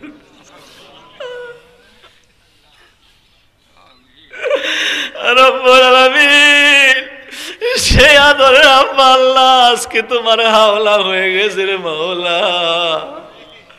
আল্লাহ তাআলা এমন একটা ঘরের সঙ্গী হয়েছে, এমন একটা ঘরের ভিতরে চলে গেছে যেই ঘরে বালিশ নাই, বিছানা নাই রে মাওলা। এরকম শীতের মধ্যে সেই ঘরের মধ্যে কোনো কম্বল নাই মাওলা। আল্লাহ তাআলা, দুনিয়ার ভিতরে আমরা বেঁচে থাকা ব্যক্তি যারা আছি, একটা ঘরের মধ্যে শুধু একা আবদ্ধ হয়ে 2টা ঘন্টা 3টা ঘন্টা পর্যন্ত থাকতে পারি না। দিনের পর দিন ওই কবরে কেমনে করে আমাদের আত্মীয় স্বজন, আমাদের আব্বা ওই কবরের মধ্যে আছে রে মাওলা। আল্লাহ গো, এই কোরআনের মাহফিল থেকে তোমার দরবারে আমাদের আব্বা যদি এই দুনিয়াতে কোনো ভুল করেছিল তোমার কাছে ক্ষমা চাই রে মাওলা। আল্লাহ তুমি আমাদের আব্বা জানকে ক্ষমা করে দিয়ে কবরটা আল্লাহ তুমি জান্নাতুল ফেরদাউস বানাইয়া দাও। রব্বুল আলামিন জান্নাতি বিছানা পরাইয়া দিয়া, জান্নাতি হাওয়া দিয়া, জান্নাতি খুশবু দিয়া আব্বাকে আল্লাহ কিয়ামত পর্যন্ত শান্তির ঘুম পাড়াইয়া দাও। আল্লাহ তাআলা মনে হয়ে গেল আমাদের আম্মা জান দুঃখিনীর কথা রে মাওলা, যে মাঝি এরকম শীতের রাত্রে আমাদেরকে ডানে পেশাব করলে বামে শুইয়েছে, বামে পেশাব করলে ডানে শুয়েছেন। পেশাব করতে করতে সমস্ত খেতাপাতুনি শেষ হয়ে গেলে মা দুঃখিনী নিজে পেশাবের মধ্যে ঠান্ডার মধ্যে শুয়ে থেকে সারাটি রাত্রি বুকের মধ্যে জড়াই আছে, মা আরাম দিল রে আল্লাহ। আমরা এই মাহফিলে এরকম আদরের আম্মাকে হারিয়ে ফেলেছি। আল্লাহ তাআলা দুর্রে ইতিম হয়ে গেছি, বাবাকে হারিয়ে মাকে হারিয়ে একবার ইতিম হয়ে গেছি রে মাওলা। ওই মা বাবার কবর তুমি জান্নাত বানাইয়া দাও। রব্বির হামহুমা কামা রাব্বায়ানি সগীরা, রব্বির হামহুমা কামা রাব্বায়ানি সগীরা। আল্লাহ তাআলা আমাদের অনেক যাই জরুরত আছে, আমরা চাষি মানুষ, কৃষক মানুষ। রব্বুল আলামিন তোমার জমিনের মধ্যে আমরা আবাদ করি। আল্লাহ গো, রিজিকের মালিক আপনি, মেহেরবানি করে আমাদের এই চাষের জমির মধ্যে আল্লাহ বেশি ফলন ধরাইয়া দাও। রব্বুল আলামিন আল্লাহ তাআলা এইখানে যে কোরআনে কারীমের তাফসীর হলো, ব্যাখ্যা হলো, এই ব্যাখ্যার বিনিময়ে এলাকার বাসীকে আল্লাহ একদিকে তুমি হেদায়েত দান করো, দ্বিতীয়তে আল্লাহ এলাকাকে তুমি বরকতপূর্ণ করে দাও। ভাই ভাইতে মিল মহব্বত পয়দা করে দাও। এলাকাবাসীর একজন আরেকজনের সাথে দারুণভাবে মিল মহব্বত পয়দা করে দাও। আল্লাহ তাআলা একে অপরের সাথে যেন মিলামিশে বসবাস করতে পারে আল্লাহ তুমি তৌফিক দিয়ে দাও। শয়তানের দাগা হিংসা হিংসি দূর করে দিয়ে ঐক্য এবং মহব্বতের ভিতরে আল্লাহ এলাকাকে তুমি ইসলামিক এলাকা হিসেবে গড়ে তোলো। আমার যুবক ভাইয়েরা প্রোগ্রাম শুনতে এসেছিলেন, যুবকদের নেতৃত্বেই এই প্রোগ্রাম কায়েম হয়েছে। প্রত্যেক যুবককে আল্লাহ তুমি কবুল করো। এই যুবকের এই দারুণ মেহনতকে আল্লাহ তুমি কবুল করো। যেই যুগে যুবকেরা আল্লাহ তাআলা খ্রিস্টানদের কালচার চরিত্রকে পছন্দ করে, আল্লাহ মুসলিম যুবকগুলো ধাপে ধাপে দ্রুত দ্রুত চোখে দেখতে পাচ্ছি দ্রুত গতিতে তারা জাহান্নামের দিকে দৌড় দিচ্ছে, কোরআন থেকে সরে যাচ্ছে, ইসলাম থেকে সরে যাচ্ছে। আল্লাহ গো, আল মুজাহিদু মান জাহাদা লিনাফসি, যে নাকি নফসের সাথে জিহাদ করে সেই বড় মুজাহিদ। রব্বুল আলামিন আল্লাহ তাআলা এই মাহফিলের ভিতরে যে যুবকরা অ্যাটেন্ড হয়েছিল, উপস্থিত হয়েছিল, টাকা দিয়া, পয়সা দিয়া, শ্রম দিয়া, বুদ্ধি দিয়া, নিজের শারীরিক মেহনত দিয়া যে তোমার কোরআনের কারীমের মাহফিল কায়েম করেছিল, এই যুবকদেরকে আল্লাহ তুমি হানজালার মতন ভালোবাসো। ও আল্লাহ তাআলা এই যুবকদেরকে হযরতে হানজালার মতন অন্তঃকরণে আরো ইসলামের প্রেরণা যোগাইয়া দাও। আল্লাহ হযরতে আবু উবাইদা রাদিয়াল্লাহু ইবনুল জাররার মতন আল্লাহ তুমি এদের অন্তঃকরণে ঈমানের নূর দিয়ে আল্লাহ তুমি ভরপুর করে দাও।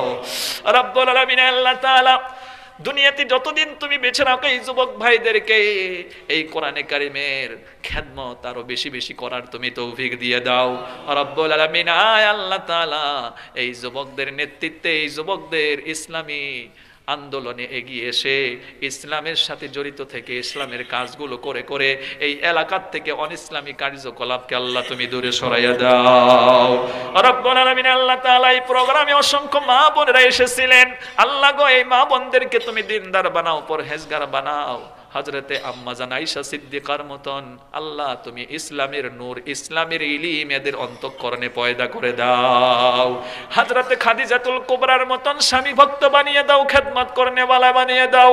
আল্লাহ তাআলা হযরতে বিবি রহিমার মতন স্বামী ভক্ত তুমি বানিয়ে দাও। রব্বুল আলামিন হযরতে ফাতিমাতুজ জাহরা রাদিয়াল্লাহু তাআলা আনহার মতন এই মহিলাদেরকে পর্দা নিশিনী বানিয়ে দাও। রব্বুল আলামিন এই মহিলাদের গর্ভে থেকে বড় বড় আল্লাহর ওলি বাসকান্দির হুজুরের মতন ওলি পয়দা করে দাও। বড় বড় ডাক্তার, ইঞ্জিনিয়ার, প্রফেসর, আল্লাহ এরকম ব্রেনি সন্তান আল্লাহ তুমি দিয়ে আমার এই জাতিকে উন্নত হওয়ার জন্য তুমি তৌফিক দান করো রব্বুল আলামিন। এই এলাকার ভিতরে যারা সমাজ সেবক আছে, ডাক্তার, ইঞ্জিনিয়ার, প্রফেসর, রব্বুল আলামিন স্কুলের মাস্টার, বেচি সাহেব, এই সকলদেরকে আল্লাহ তুমি দীর্ঘজীবী করো রব্বুল আলামিন। আল্লাহ তাআলা আমাদের বাচ্চা কাচ্চাদেরকে আল্লাহ তুমি ব্রেন ভালো করে দাও, নামাজি বানিয়ে দাও। রব্বি জাআলনি মুকিমাস সালাতি ওয়া মিন যুররিয়্যাতি রব্বানা ওয়া তাকাব্বাল দুআ রব্বানা ইগফিরলি ওয়া লিওয়ালিদাইয়া ওয়া লিল মুমিনিনা ইয়াওমা ইয়াকুমুল হিসাব রব্বানা লা তুজিগ কুলুবানা বা'দা ইদ হাদাইতানা ওয়া হাব লানা মিন লাদুনকা রাহমাতান ইন্নাকা আনতাল ওয়াহ্হাব। আল্লাহ গো, এই মাহফিলে কোরআনের হক কথাগুলো শুনে আল্লাহ তাআলা তুমি ঈমান দেবারের পরে আমাদের আবার ঈমান থেকে আল্লাহ তুমি দূরে সরাইয়া দিও না। আজকে যেরকম কবি কোরআনে কারিমের মাহফিলে এসে তোমার হক কথাগুলো শুনলাম, ঈমানের উপরে আমাদেরকে টিকে থাকার তৌফিক দাও। শয়তানের প্ররোচনায় পরিচিত হয়ে আল্লাহ গো, এই কোরআনের মাহফিলে একদিকে আসি, অপর দিকে যেন আবার ওই জলেশ্বরে চলে না যায়। আল্লাহ মাজারে যেন টাকা পয়সা না দেই, অন্যায় শরীয়তের বরখিলাপি যেগুলো কাজ আছে, গানের অনুষ্ঠানে গিয়ে যেন সেখানে আমরা সময় নষ্ট না করি। আল্লাহ গো, শয়তানের প্ররোচনা থেকে আল্লাহ তুমি আমাদেরকে বাঁচাইয়া দাও রব্বুল আলামিন। আল্লাহ তাআলা সর্বশেষে তোমার দরবারে দোয়া করছি, আল্লাহ ওয়াইদা মারিতু ফাওয়ায়াসপিন, বেমার তুমি দাও, তুমি বেমার শিফা করো গো মাওলা।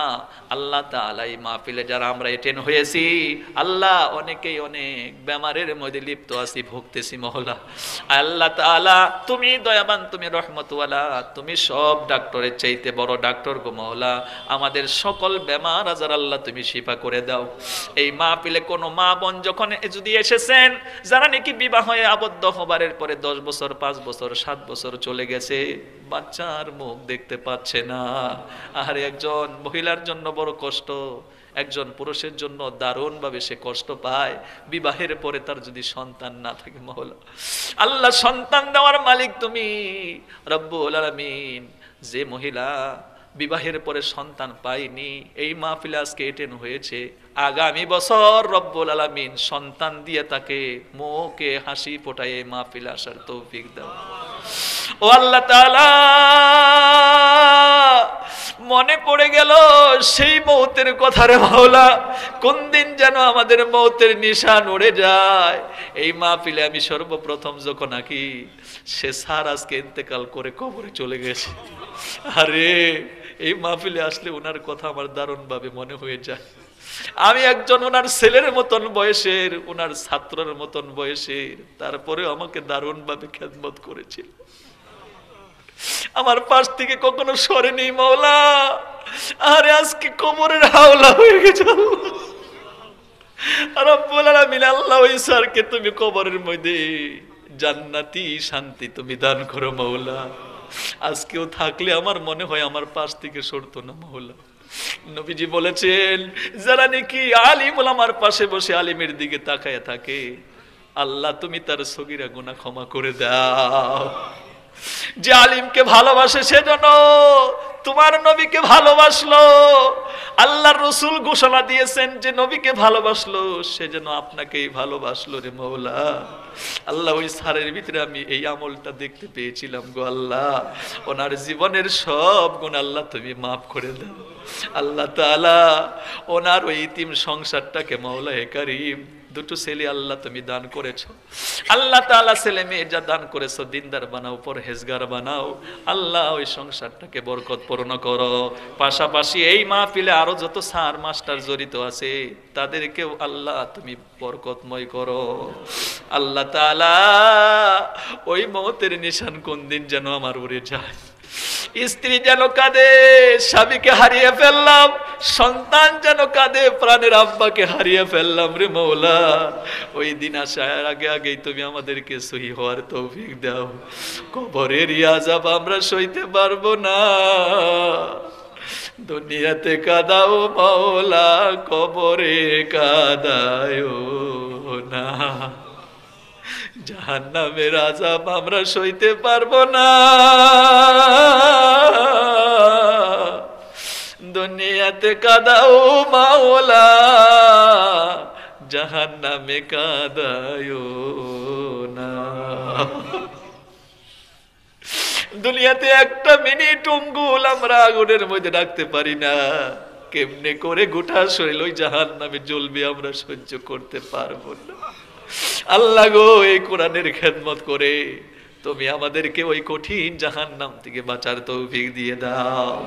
আজকের মাহফিলকে এটেন হওয়া ব্যক্তিদের জন্য এমন ভাবে তুমি কবুল করো, কিয়ামতের ওই কঠিন সংকটে ভাই ভাইয়ের থেকে যখন দূর হয়ে যাবে, স্ত্রী তার স্বামীকে চিনবে না, সেই মহা সংকটে আল্লাহ এই কোরআনের কারিমের মাহফিলের উসিলা করে আল্লাহ তুমি নাজাত দিয়ে দিও। আল্লাহ তুমি এই কোরআনে কারিমের মাহফিলের উসিলা করে আল্লাহ সেই দিন নাজাত দিয়ে দিও। আল্লাহ যত দোয়া করলাম সবগুলো দোয়া আমাদের নবীজির খাতিরে আল্লাহ তুমি মঞ্জুর করে নাও। ওয়া সাল্লাল্লাহু তাআলা আলা খায়রি খালকিহি মুহাম্মাদিন ওয়া আলি আসহাবিহি আজমাইন। اللهم تقبل منا إنك أنت السميع العليم وتب علينا إنك أنت التواب الرحيم.